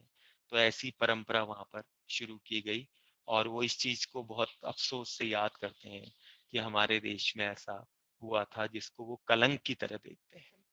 तो इसीलिए आज हम सबकी जिम्मेदारी है, जो भी जिम्मेदार नागरिक है और जो इस पूरे विश्व को, इस पूरी दुनिया को और ज्यादा सुंदर बनाना चाहते हैं, और ये चाहते हैं कि ज्यादातर लोग सार्थक जिंदगी जी पाए, तो हम सबको ये कोशिश करनी चाहिए कि हम लोग साहित्य पे काम करें, और खुद भी साहित्य पढ़ें, और ये कोशिश करें कि ज्यादातर लोग साहित्य के साथ एक रिश्ता बना पाए, और पढ़ने का जो स्किल है वो तो शायद देश के हर बच्चे में, देश के हर नागरिक में होना ही चाहिए, आना ही चाहिए, और भाषा इस लेवल पे समृद्ध होनी ही चाहिए कि हम अच्छे साहित्य का आनंद ले पाए, और अच्छा साहित्य लिख पाए, और अच्छा साहित्य पढ़ें और उस पर चर्चा करें। तो एक बार फिर से मैं बार-बार अपनी कहानी से बाहर आ जाता हूँ। तो एक बार फिर से मैं आपके साथ कुछ चीज़ें जो सच्ची कहानी है, उसकी शेयर करना चाहता हूँ। तो अ, मैंने आपसे कुछ बच्चों की बात नहीं करी कि बच्चे वहाँ पर किस तरह के थे। तो जैसे मैं आपको 2-3 उदाहरण देता हूँ कि वहाँ किस तरह के बच्चे थे खोना बोरिया में। तो जैसे एक तो पूरन नाम का एक लड़का था, वो करीब कक्षा 8 या 9 में पढ़ता था। तो वो जो कुम्हार का जो काम होता है, वो ऐसे एक परिवार का बच्चा था। तो हम लोगों ने ज़्यादातर ये देखा कि वो जब स्कूल जाता था सुबह 7 बजे और करीब 1 बजे स्कूल से आता था और खाना-वाना खा के वो तुरंत अपने पिताजी के साथ मटके बनाने के काम में व्यस्त हो जाता था और पूरा दिन शाम तक वो मटके बनाने में मदद करता था और काफ़ी मेहनत का काम होता है। तो उसको देख के ये लगता था कि अरे! ये पूरन कैसे लाइब्रेरी में आ पाएगा? ये कैसे समुदाय अध्ययन कक्ष में आ पाएगा? क्योंकि पूरा दिन सुबह जल्दी उठ के 5-6 बजे उठ के स्कूल के लिए तैयार होना, स्कूल जाना, फिर स्कूल से आके इतनी मेहनत का काम करना और फिर शाम को हम ये अपेक्षा करें कि वो समुदाय अध्ययन कक्ष में आए। ऐसे ही एक मरियम लड़की थी, तो हमने देखा कि उसका घर हमेशा बंद रहता था। अगर उनसे कुछ भी बातचीत करनी है तो आपको बाकायदा खटखटाना पड़ता था, फिर कोई आके दरवाज़ा खोलते थे और फिर उनसे बातचीत हो पाती थी। तो ज़्यादातर घर के महिलाएँ बहुत पर्दे में रहती थी और पुरुष लोग तो क्योंकि सामान्यतः घर में होते भी नहीं थे। तो ये जो मरियम थी इसके पिताजी तो मौलवी और थे, तो बहुत ज़्यादा उस तरह का जो पुरानी जो मान्यता है, पुरानी जो परंपरा है, उन्हीं पे पूरा परिवार वैसे ही रहता था। तो ये लगता था कि मरियम को हम कैसे समुदाय अध्ययन कक्ष में ला पाएँगे। ऐसे ही एक हेयर ड्रेसर की दुकान करते थे, उनका बच्चा था राकेश। तो हमने जब उनको कहा कि हम इस तरह की लाइब्रेरी खोलना चाहते हैं और हम चाहेंगे कि राकेश और उसकी बहन वो दोनों भी लाइब्रेरी में आए। तो उनके पिताजी ने छूटते ही कहा कि अच्छा इसका मतलब आप हमारे बच्चों को बिगाड़ोगे। हम तो इतनी मेहनत कर रहे हैं और इतनी फीस भरते हैं ताकि ये स्कूल में अच्छे नंबर से पास हो पाए और आप तो उनको बिगाड़ दोगे।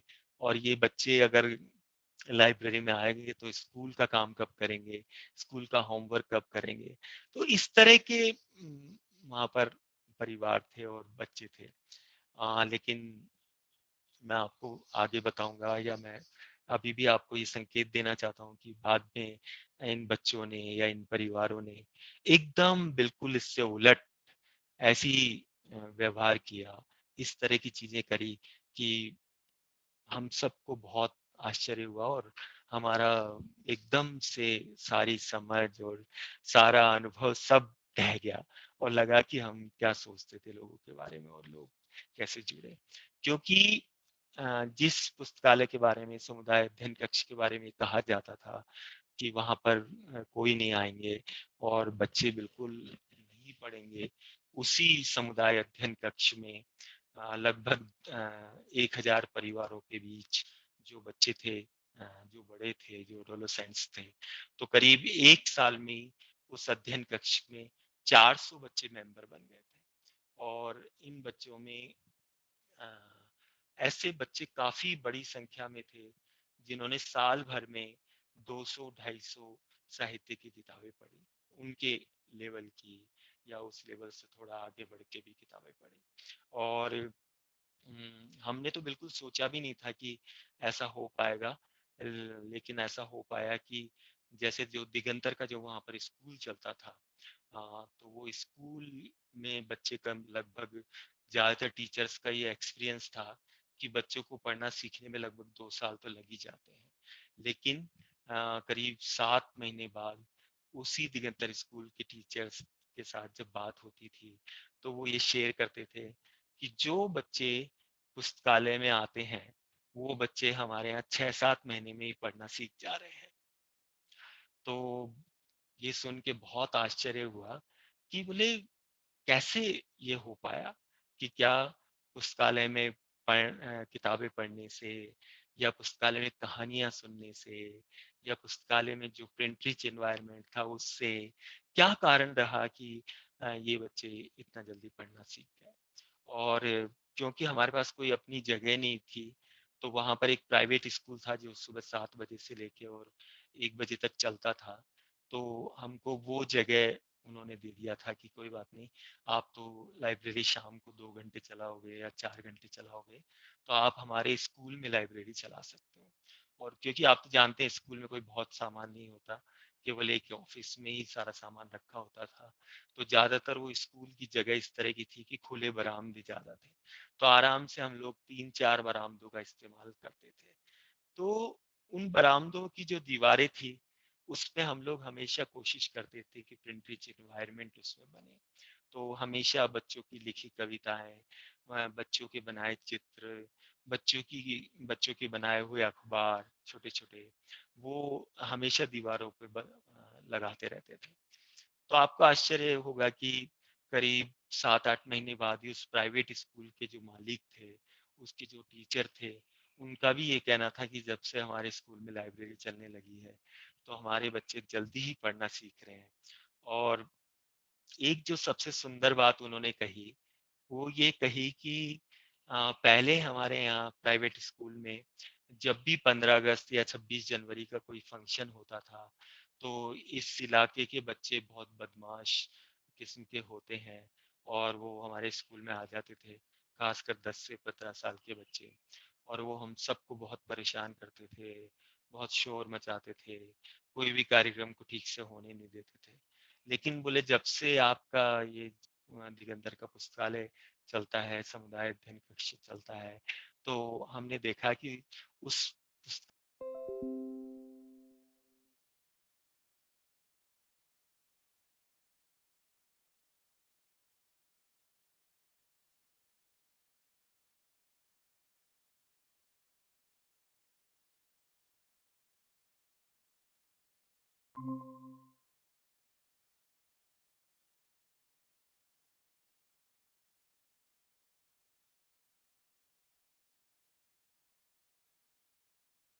ऐसे लिख लेता है। तो हमने उनसे पूछा कि भाई तुम कब लिखते हो ये कहानियां? तो उसने कहा कि मैं बोले मटके बनाता हूँ ना, तब कहानी भी सोचता रहता हूँ। और शाम को सबसे पहला काम लाइब्रेरी से आने से पहले मैं ये करता हूँ कि जो कहानी मैंने सोची उसको लिख लेता हूँ। तो वो लिख के लाता था और आते ही लाइब्रेरी में घुसते ही मुझे वो पेपर हाथ में देता था कि देखिए मैंने आज नई कहानी लिखी है। तो इतनी ऊर्जा बढ़ती थी और इतना अच्छा लगता था कि देखो इतना मेहनती बच्चा और इतनी अच्छी अच्छी कहानियां वो लिखने लगा है। और एक और चीज मैं आपको बताऊं कि शुरुआत में जब हमने लाइब्रेरी खोली थी, शुरुआत की थी समुदाय अध्ययन कक्ष, तो जो रैगर समुदाय के जो बच्चे थे, वो ये कहते थे कि हम मुस्लिम मोहल्ले में नहीं जाएंगे।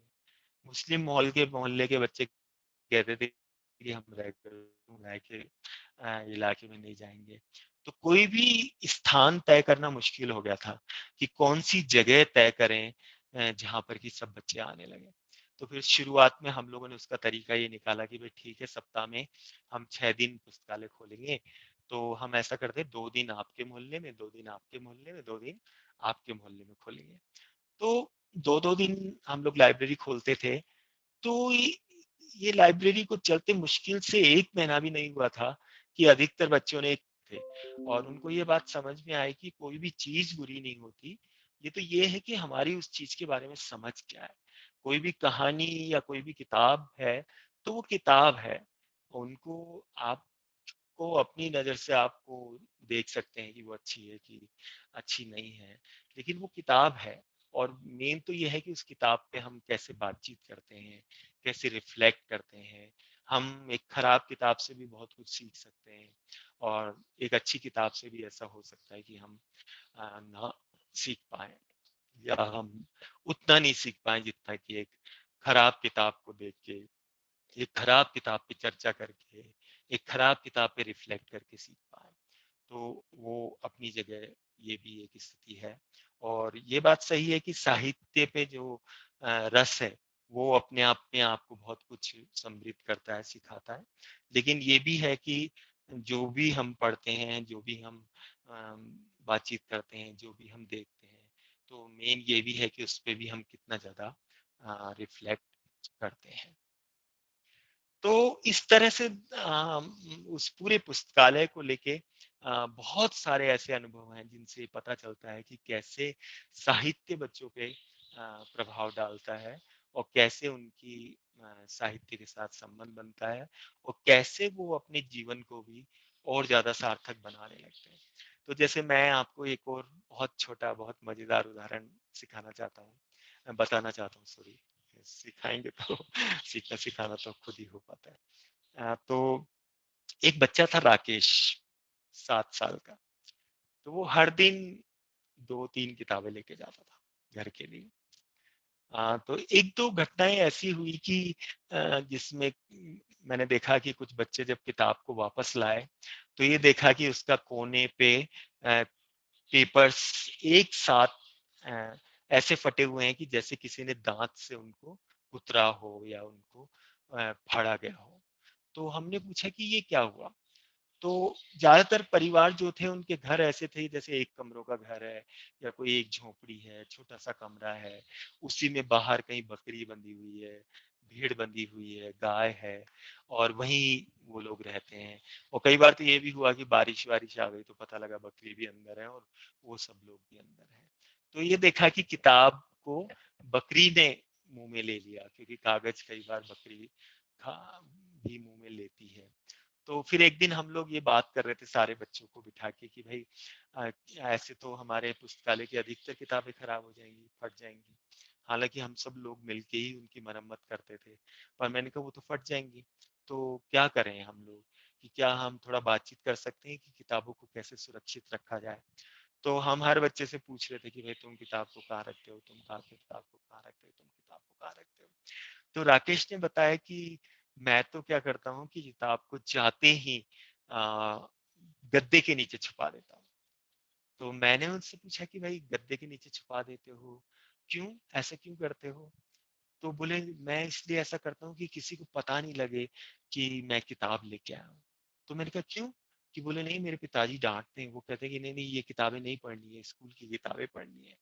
तो मैंने उससे कहा कि तो ठीक है तुम मत लेके जाया करो, अगर तुम्हारे पिताजी नाराज होते हैं तो तुम यहीं बैठ के पढ़ा करो, 2 घंटे का समय होता है, 2 घंटे में तुम आराम से 2-3 किताबें पढ़ सकते हो। तो उसने कहा नहीं नहीं नहीं नहीं नहीं, किताब ले जाना तो बहुत जरूरी है। मैंने कहा क्यों, क्यों चाहिए तुमको किताब ले जाना घर पे? तो उसने बताया कि मैं अपनी दादी को कहानी सुनाता हूँ, मेरी दादी को बहुत अच्छा लगता है ये कहानियां सुनना, और मैं वो हर दिन ही लगभग मुझसे कहती है कि मुझे कहानी पढ़ के सुनाओ। तो ये पूरा जो सुन के मुझे लगा कि देखो कितनी अच्छी बात है कि कहाँ तो हमारे देश में अभी थोड़े साल, 50 साल, या जब हमारा बचपन था तो हमारे परिवारों में दादी नानी माँ पिताजी वो सब लोग बच्चों को कहानियां सुनाया करते थे। और कहाँ एकदम उल्टा हो रहा है कि पोता दादी को, चाइल्ड कोई बच्चा अपनी ग्रैंड मदर को कहानी पढ़ के सुना रहा है। तो ये बहुत सुन के अच्छा लगा। और ये भी एक चेंज आया कि अधिकतर लोग वहां पर पढ़ते थे और बच्चे भी पढ़ने लगे थे।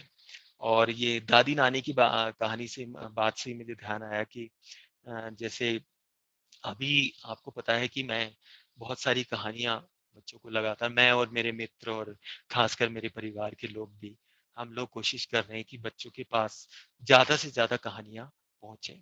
तो ये एक बार फिर से वही प्रयास है कि जो हमारा देश जो इतना बड़ा देश है और जिसमें कि हजारों लोक कथाएं हमारी मौखिक परंपरा में थी, तो वो लोक कथाएं धीरे धीरे सब गुम हो जाएगी और कहानी सुनना सुनाना सब धीरे धीरे बंद हो जाएगा। तो ये अगर तकनीक के माध्यम से एक बार फिर से हम अगर ऐसा वातावरण बना सकते हैं कि मौखिक साहित्य बच्चों तक पहुंच पाए, तो ये बहुत बड़ा काम, बच्चों के लिए एक बहुत बड़ी बात हो जाएगी।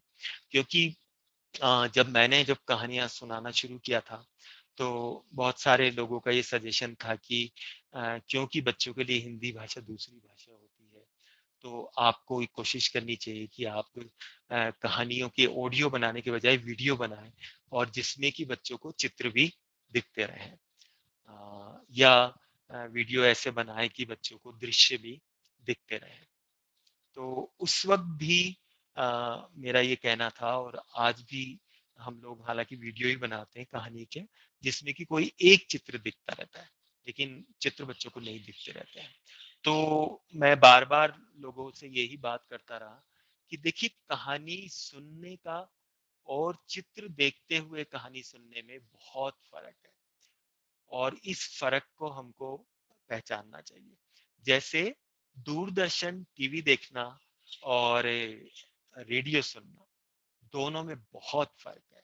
और अगर आप उस फर्क को अच्छे से समझ लेते हैं तो आपको ये समझ आएगा कि रेडियो सुनना हमारे लिए ज्यादा रचनात्मक काम है, क्योंकि जब आप सुनते हैं और कोई दृश्य आपको दिखाई नहीं दे रहा है, तो आप कल्पना भी कर रहे होते हैं उसके साथ साथ। और जो ये कल्पना करना है, ये हमारे ब्रेन को ज्यादा एक्टिव बनाता है, और हमारा जो सोचने की क्षमता है, कल्पना करने की क्षमता है, वो क्षमताएं भी हमारी लगातार बढ़ती जाती है। तो ये बहुत जरूरी है कि हम बच्चों को जो कहानियां सुनाएं, तो ज्यादातर कहानियां सिर्फ सुनाएं। और इसीलिए हम लोग अभी भी ये कोशिश कर रहे हैं कि बच्चे ज्यादा से ज्यादा कहानियां सुने। तो हमारे देश के बच्चों की जरूरत के हिसाब से देखा जाए तो ये काम भी बहुत महत्वपूर्ण है कि हम साहित्य को बच्चे के परिवार तक ऐसे भी पहुंचाएं कि वो अपना, क्योंकि आजकल कहते हैं कि धीरे धीरे ये जो मोबाइल है, जो स्मार्टफोन है, वो अधिकतर घरों में हो जाएगा। तो अधिकतर घरों में ये सुविधा है कि वो अपने मोबाइल पे बच्चों को कहानी सुनने के लिए अपना मोबाइल इस्तेमाल कर सकते हैं। और अगर ये हो पाता है तो ये बच्चों के लिए बहुत बड़ी बात हो जाएगी।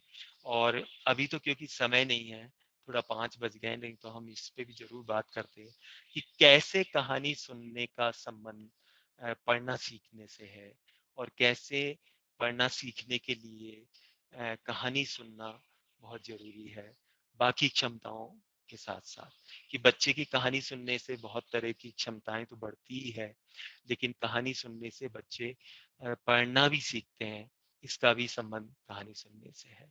तो ये बात भी हम कभी फिर कर सकते हैं। और अभी आ, बातें तो बहुत सारी करने को है, लेकिन फिर भी मैंने कोशिश की है कि थोड़ा सा कम से कम शब्दों में, कम से कम समय में मैं ऐसी बात कर पाऊँ कि आप उस पर कुछ रिफ्लेक्ट कर पाए और कुछ समझ पाए। तो अभी 5 बज गए हैं, 5:03 हो गए हैं। तो आप कहें तो हम सवालों का सिलसिला शुरू कर सकते हैं, ताकि और उससे जब आपके सवाल होंगे तो शायद हम कुछ मुद्दों पे ज्यादा गहरी बात कर पाएंगे।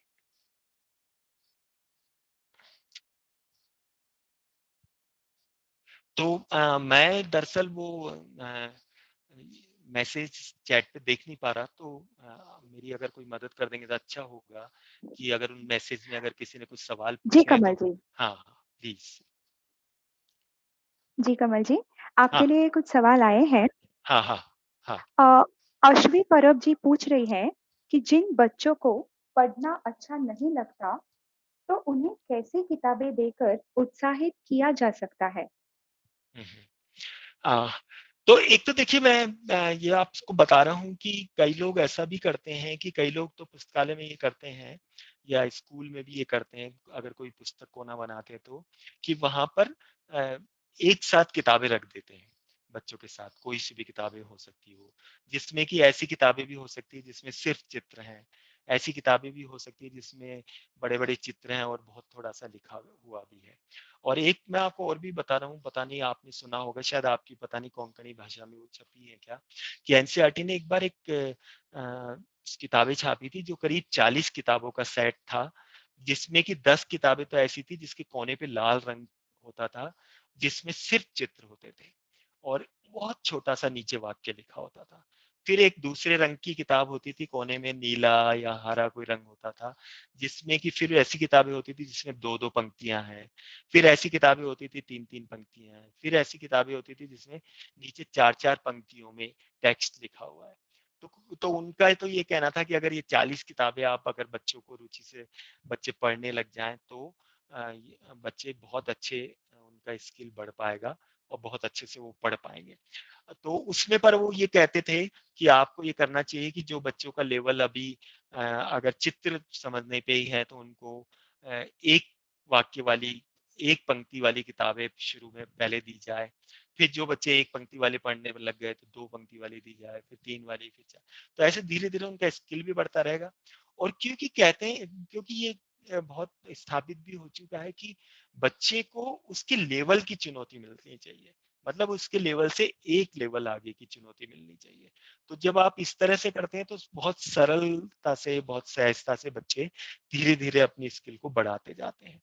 तो ऐसा सामान्यतः बहुत कम होता है कि बच्चों की पढ़ने में रुचि नहीं हो, लेकिन फिर भी हम ये तो कर ही सकते हैं बच्चों के साथ कि जो किताबें हैं, एक तो ऊपर का जो कवर पेज है वो ऐसा हो कि जिसमें चित्रकार ने थोड़ा कल्पनाशीलता इस्तेमाल की हो, रंग अच्छे हों, चित्र ऐसे हों कि उनको देख के आपको समझ आ रहा है, चित्र ऐसे हों कि वो आपको आकर्षित भी कर रहे हैं, अंदर भी ऐसे चित्र हो सकते हैं।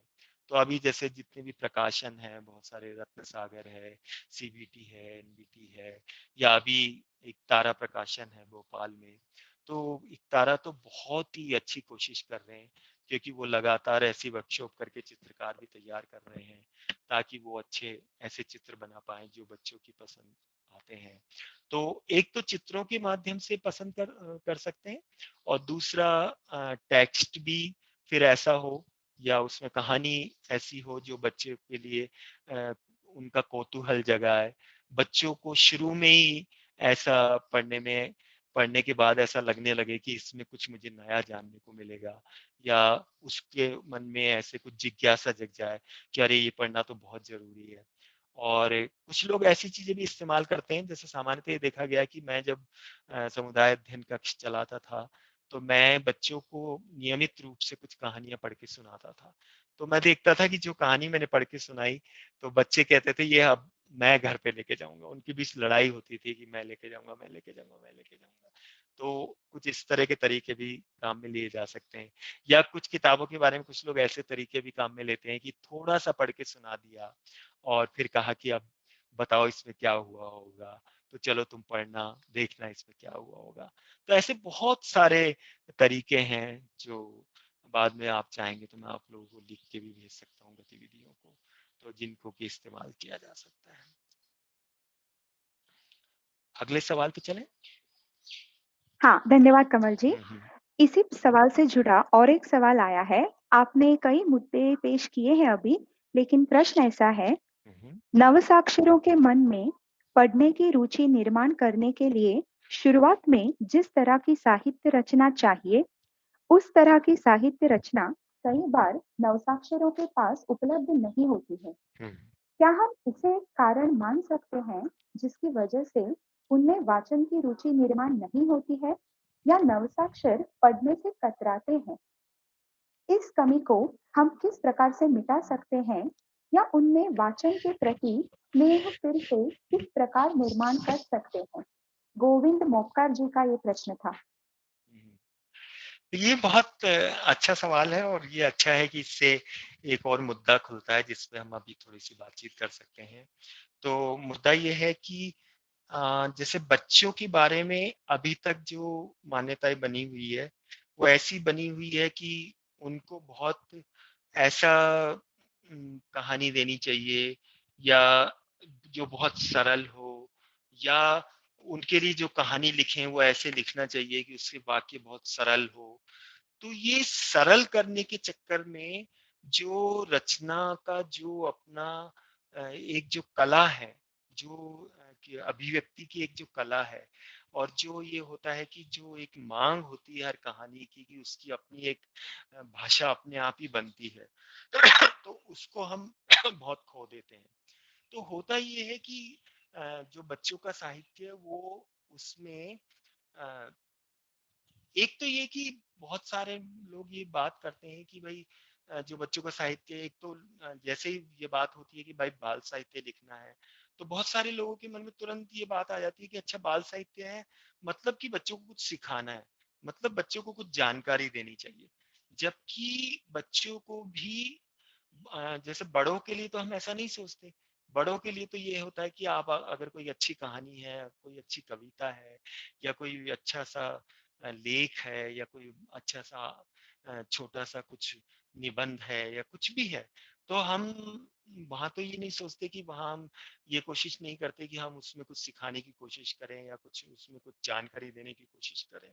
तो इस तरह का जो साहित्य है जो बच्चों के बीच में अगर ले जाते हैं, तो वो बच्चों की रुचि बढ़ाने के बजाय बल्कि अरुचि ही बढ़ाएगा और बच्चे बल्कि साहित्य से दूर ही होंगे।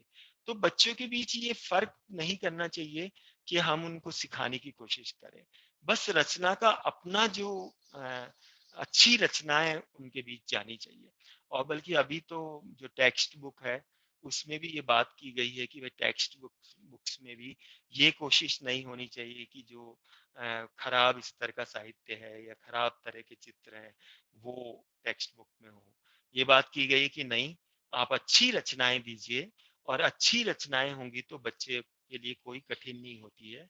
और बच्चे भी बहुत कुछ मुद्दों पे, मुश्किल मुद्दों पे जो हमको मुश्किल लगते हैं उस पे वो भी एक समझ रखते हैं और वो भी उसको समझ पाते हैं।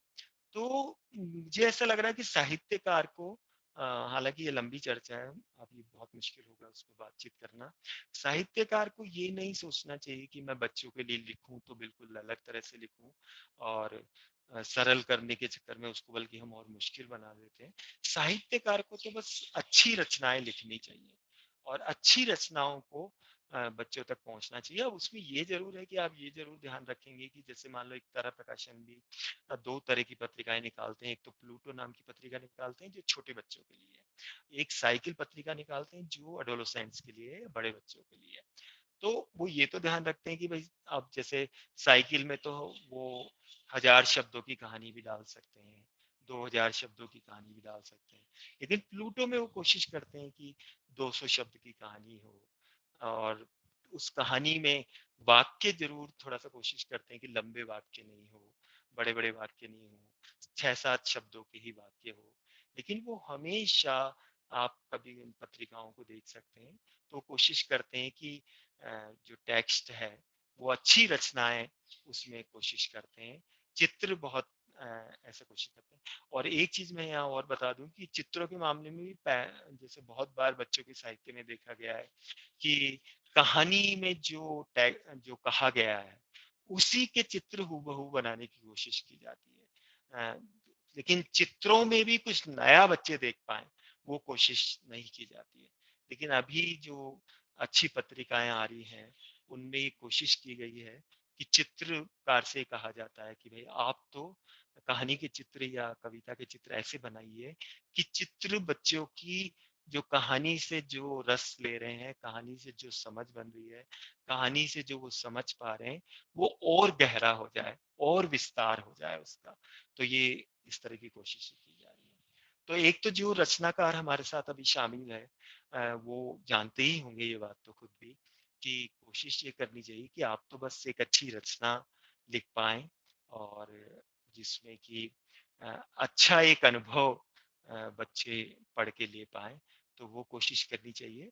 उसको सरल करने की कोशिश नहीं करनी चाहिए क्योंकि वो बच्चे पढ़ेंगे, या उसको ऐसे नहीं करना चाहिए कि बहुत उबाऊ साहित्य वो बन जाए जो कि बच्चों को ऊर्जा बढ़ाने के बजाय और ज्यादा निराश कर दे। और इस तरह की स्थिति नहीं होनी चाहिए। तो ये कुछ बातें, मुझे पता नहीं कि सवाल पे सही से बात हो पाई या नहीं, तो या दोबारा भी जी पूछ कमल सकते हैं जी, अगर। हम्म। जिन्होंने ये सवाल पूछा था उन्होंने आपको जवाब भी दिया है कि संतोषजनक उत्तर सर, और मार्गदर्शन के लिए धन्यवाद। Thank you. अच्छा, शुक्रिया। हाँ। अभी जो आपने कहा मोरल के हम्म, बारे में, उससे जुड़ा हम्म, एक प्रश्न गौरवी केनी जी पूछ रही है। प्रश्न ऐसा है, I attended a workshop few months back where the speaker said that sharing stories with children that have moral at the end is not always good. Generate more stories that don't really have a moral but depict a child's life and immediate surroundings in some way or the other. What is your opinion on this, sir? Do you think हम्म। हाँ, stories हाँ, with हाँ। morals should be avoided as well? Yes, तो ये भी बहुत महत्वपूर्ण सवाल है और ये अच्छा हुआ कि ये सवाल आ गया तो इस पे भी हम बात कर सकते हैं। तो देखिए ये हम लोग बड़ों की जो किताबें होती है, ज्यादातर कोई उपन्यास होता है या कोई लंबी कहानी होती है, तो हम कभी भी ऐसा नहीं करते कि अ, उसके अंत में हम ये कहें कि देखिए इस किताब से आप या इस कहानी से या इस उपन्यास से देखिए आपको ये सीख मिलती है। लेकिन जैसे ही बच्चों का मामला आता है तो बीच में एक बहुत लंबे समय तक ये परंपरा चली थी कि अंत में एक शिक्षा लिख दी जाती थी कि लालच नहीं करना चाहिए या ये करना चाहिए वो करना चाहिए।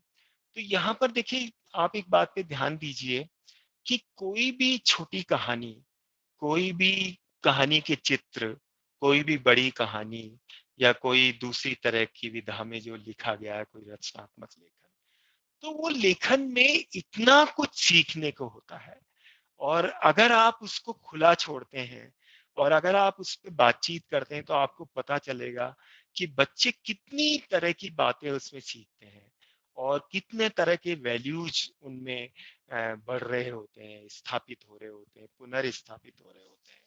क्योंकि अगर आप कोई सीख नीचे लिख देते हैं तो वो तो एक तरह से थोपना हुआ और बहुत ही संकीर्णता में आप उसको लेके जा रहे हैं। क्योंकि कोई एक कहानी एक बात नहीं सिखाती या कोई एक मूल्य को ही स्थापित नहीं करती। कोई कहानी पता नहीं उसमें से कौन बच्चा किस तरह का मूल्य लेके जाएगा। तो कहानी की रचना में जब आप अंत में अगर शिक्षा लिख देते हैं तो वो बल्कि बहुत गलत करते हैं, उबाऊ बना देते हैं और आप उसको बहुत संकीर्ण सोच के साथ अपनी शिक्षा थोपने की कोशिश करते हैं। जबकि बच्चे भी बहुत स्वतंत्र इंसान होते हैं और वो भी चीजों पे सोच पाते हैं, वो आपस में रचनाओं पे चर्चा कर पाते हैं, तो वो खुद अपने वैल्यूज उसमें बना रहे होते हैं और खुद आत्मसात कर रहे होते हैं। तो हमको कोशिश यही करनी चाहिए कि हम तो बस उनके बीच अच्छी रचना को ले जाएं और उसमें ये जरूर कर सकते हैं, टीचर अगर आप हैं या आप बच्चों के साथ चाहते हैं कि उस कहानी के माध्यम से बच्चों का ज्ञान थोड़ा और समृद्ध हो जाए, तो आप ये तो कर सकते हैं कि उसके पात्रों पे, उसकी घटनाओं पे आप उनके साथ चर्चा कर सकते हैं और उसमें आप इस तरह के सवाल जरूर पूछ सकते हैं कि अच्छा आप उसकी जगह होते तो क्या करते। तो आप देखेंगे कि बच्चे किस तरह से आपको समझ आएगा कि वो किस तरह से वैल्यूज को ले पा रहे हैं, वैल्यूज वैल्यू आर्टिकुलेशन कर पा रहे हैं। तो ये बच्चे अपने आप बहुत अच्छे से करते हैं और इसलिए मेरा मत भी यही है कि कहानियों के अंत में टीचर की तरफ से बताना या कहानियों में लिख देना कि इस कहानी से ये सीख मिलती है, ये बच्चों को सपोर्ट नहीं करता, बल्कि उनके लिए आपने एक जटिल स्थिति बना दी। क्योंकि हो सकता है आप जो कह रहे हैं वो उसको कहानी में नहीं देख पा रहा हो या देख पा रहा है तो वो आपके व्यवहार में नहीं देख पा रहा हो। क्योंकि सामान्यतः कहानियों के अंत में, बहुत सारी कहानियों के अंत में लिखा होता है कि झूठ नहीं बोलना चाहिए, लेकिन बच्चा देखता है अपने आसपास की उसके जो अभिभावक हैं, उसकी जो टीचर हैं, वो अपने आम जिंदगी में कई बार झूठ बोलते हैं। और कई बार बल्कि बच्चों का ये तर्क भी होता है या बड़ों का भी होता है कि भाई झूठ बोलने की भी कभी कभी जरूरत पड़ती है। तो ये हम नहीं कह सकते कि झूठ बोलना गलत है, पाप है और पता नहीं। तो वो बात तो सही है कि सत्य पे ही रहना चाहिए और सत्य की खोज करना चाहिए, लेकिन वो बच्चे को ये जो वैल्यू है ये खुद बनाने देने का अवसर देना चाहिए। तो उसके भी कुछ गतिविधियां हैं, कुछ तरीके हैं जिनके जिनसे कि आप अगर चाहते हैं कि वो वैल्यूज को आर्टिकुलेट कर पाए ठीक से, तो वो आप उस तरह की चर्चा बच्चों के साथ कर सकते हैं। शुक्रिया। अगले धन्यवाद सवाल। कमल जी।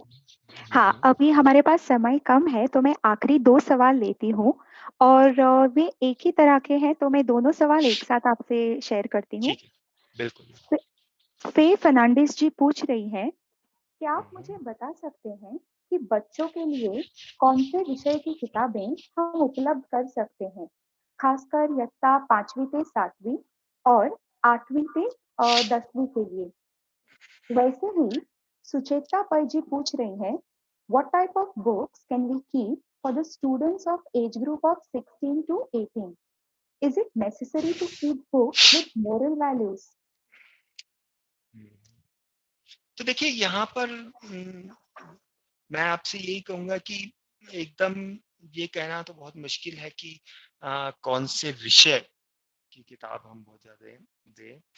पहली बात तो मैं यही कहूंगा कि बच्चों को अच्छी से अच्छी रचनाएं उपलब्ध होनी चाहिए। बच्चों को नई से नई किताबें और नई से नई कुछ दूसरे तरीके से किसी भी तरह से उनके पास अच्छी रचनाएं पहुंचनी चाहिए। और ये भी होना चाहिए कि आप हर महीने में, हर थोड़े थोड़े दिन में जो भी नई रचनाएं आई है, जो भी नई पत्रिकाएं आई है, उनको भी उनके सामने प्रदर्शित करते रहें, उनके बारे में बताते रहें, उनका परिचय देते रहें।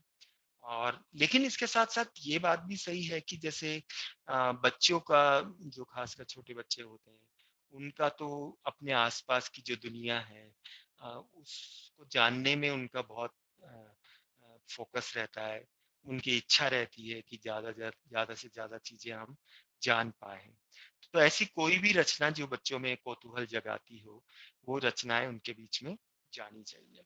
फिर ऐसे ही जो एडोलसेंट्स हैं, उनके अपने जिंदगी में जो उनके अपने शारीरिक बदलाव हो रहे होते हैं या जो मानसिक बदलाव हो रहे होते हैं, तो अगर उनको उनमें जो बदलाव उनको महसूस हो रहे हैं, तो अगर उस तरह की कुछ बुक्स उनके बीच में होती हैं और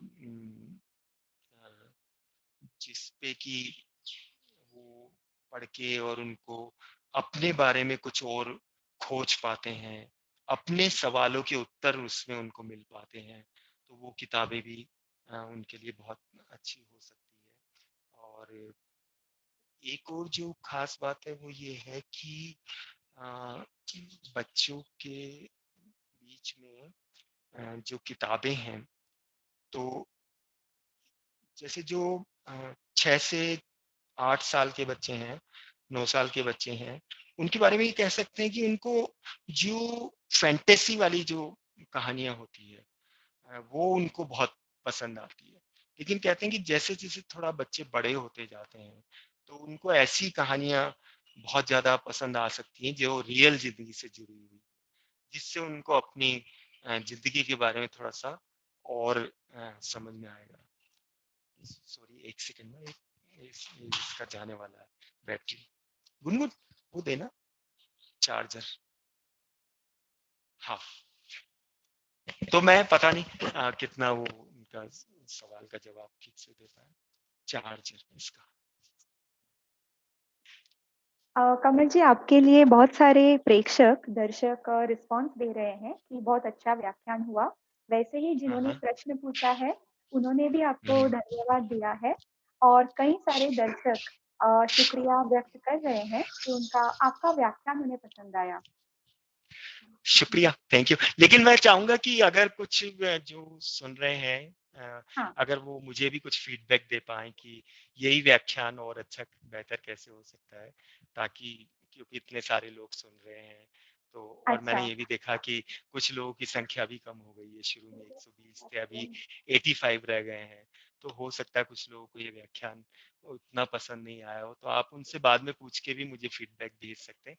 और अभी भी अगर कोई तुरंत देना चाहे तो मुझे अच्छा लगेगा, ताकि अच्छा, मैं और बेहतर। आपका व्याख्यान बेहतरीन था। और हमारी तरफ से फीडबैक फॉर्म दर्शकों के लिए जाएगा और हम हम्म, उसके बारे में आपको बताएंगे। लेकिन कई सारे दर्शक शायद छोड़ रहे हैं, और भी प्रोग्राम है हमारा 6 बजे ओके। का, तो हाँ शायद हाँ उसकी वजह से हो सकता है। हाँ हाँ, नहीं नहीं नहीं, वो कोई बात नहीं, मैं तो जस्ट हाँ, ऐसे ही जाए। डेटा थोड़ा कोई बात तो नहीं। तो थैंक यू, मुझे भी बहुत अच्छा लगा। और मैं बहुत खुश था पिछले 2-3 दिन से, क्योंकि लगातार मैं सोच रहा था कि ऐसे लोगों के साथ बात करना जो हिंदी भाषा बहुत जिनकी नहीं है, उनकी अपनी भाषा हाँ, दूसरी है, तो मुझे लगा कि कैसे बात करूंगा कि सरल से सरल शब्दों में मैं अपनी बात कह पाऊं। तो ये अच्छा लगा कि लोगों ने ऐसे सवाल पूछे जो हाँ। बहुत ऐसे सवाल थे जिसमें कि मुझे थोड़ा चुनौती भी थी और नए मुद्दे खुले। तो उससे मुझे लगा कि शायद सबको समझ भी आ रहा था, और शायद कहीं ना कहीं उनको लगा कि शायद अच्छा एक्सपीरियंस लेके गए होंगे। बाकी पर आप मुझे अपना फीडबैक जरूर आप भेजिएगा, तो मुझे बहुत अच्छा लगेगा। Thank you. जी, जी, बिल्कुल। ठीक है। आपका व्याख्यान बहुत ही अच्छा था। धन्यवाद. थँक्यू.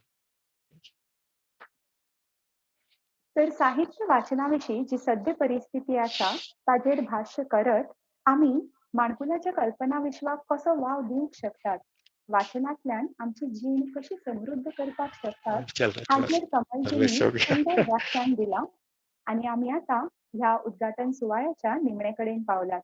हांव एक सुचोवणी करता आमच्या सगळ्या दर्शकां लागीं तांणी उपकार करून मातशी मीठ सोडून वचची न्हय, एक 5 मिनटां आमचे वांगडा रावचें. कार्यावळ रोखडीच सोंपतली. हांव पूर्वा गुडे कोंकणी भाशा मंडळा वतीन उपकाराचें उलोवप करतां. अशें म्हणटात की तुमकां हेरांनी समजून घेवंक जाय जाल्यार बरयात, तुमचें आयकून घेवंक जाय जाल्यार उलयात आनी जर मनीस म्हणून तुमकां समृद्ध जावंक जाय जाल्यार वाचात. कोंकणी भाशा मंडळाच्या कोंकणी वाचन विश्व ह्या वाचन क्लबाचो उक्तावण सुवाळो ऑनलायन स्वरुपांत सोबीत पद्दतीन हांगा जाला. ह्या सुवाळ्याक आमकां उद्घाटक म्हणून लाभिल्ले गोंयचे नामनेचे लेखक भौमानेस्त जुजे बाब लॉरेन्सो हांणी आपलो मोलादीक वेळ आमकां दिलो म्हण कोंकणी भाशा मंडळा वतीन तांकां मना काळजांतल्यान दिनवाजता. जुजे बाबा लागीं मागता तुमी सदांच आमकां तुमचो सांगात दिवचो. मैं आभार व्यक्त करना चाहूंगी आज के हमारे मुख्य वक्ता राजस्थान के प्रसिद्ध लेखक तथा शिक्षाविद श्री कमल किशोर शर्मा जी का कि वे अपना कीमती समय हमें दे पाए. बहुत धन्यवाद सर. मेरा आपसे निवेदन है कि आप हमेशा हमारे वाचन संघ को मार्गदर्शन एवं सहयोग करते रहे. वाचन क्लब सारको उपक्रम यशस्वी जातलो जाल्यार गरज आसा की तुमचे सारख्या साहित्याची आवड आशिल्ल्या सांगात्यांची. कोंकणी वाचन विश्वाक तुम्ही उपाट प्रतिसाद दिलो आणि क्लबाचे वांगडी जाले म्हणून तुमकां सगळ्यांक देव बरें करूं. तशेंच आयज उद्घाटन सुवाळ्याक उपस्थित आशिल्ल्या सगळ्या समेस्त रसिकांक मना काळजांतल्यान देव बरें करूं म्हणटा. आयच्या सुवाळ्याक 180 परस चड प्रेक्षक आमचे मदीं उपस्थित आशिल्ले. ते भायर ही कार्यावळ फेसबुकाचेर लायव्ह आशिल्ली, तातूंतूय जायते जाण हाजीर आशिल्ले आनी आमचो हो उद्घाटन सुवाळो रिकॉर्ड केल्लो आसा आनी कोंकणी भाशा मंडळाच्या यूट्यूब चॅनलाचेर तो अपलोड जातलो. तेन्नाय तुमकां तो थंय पळोवपाक मेळटलो.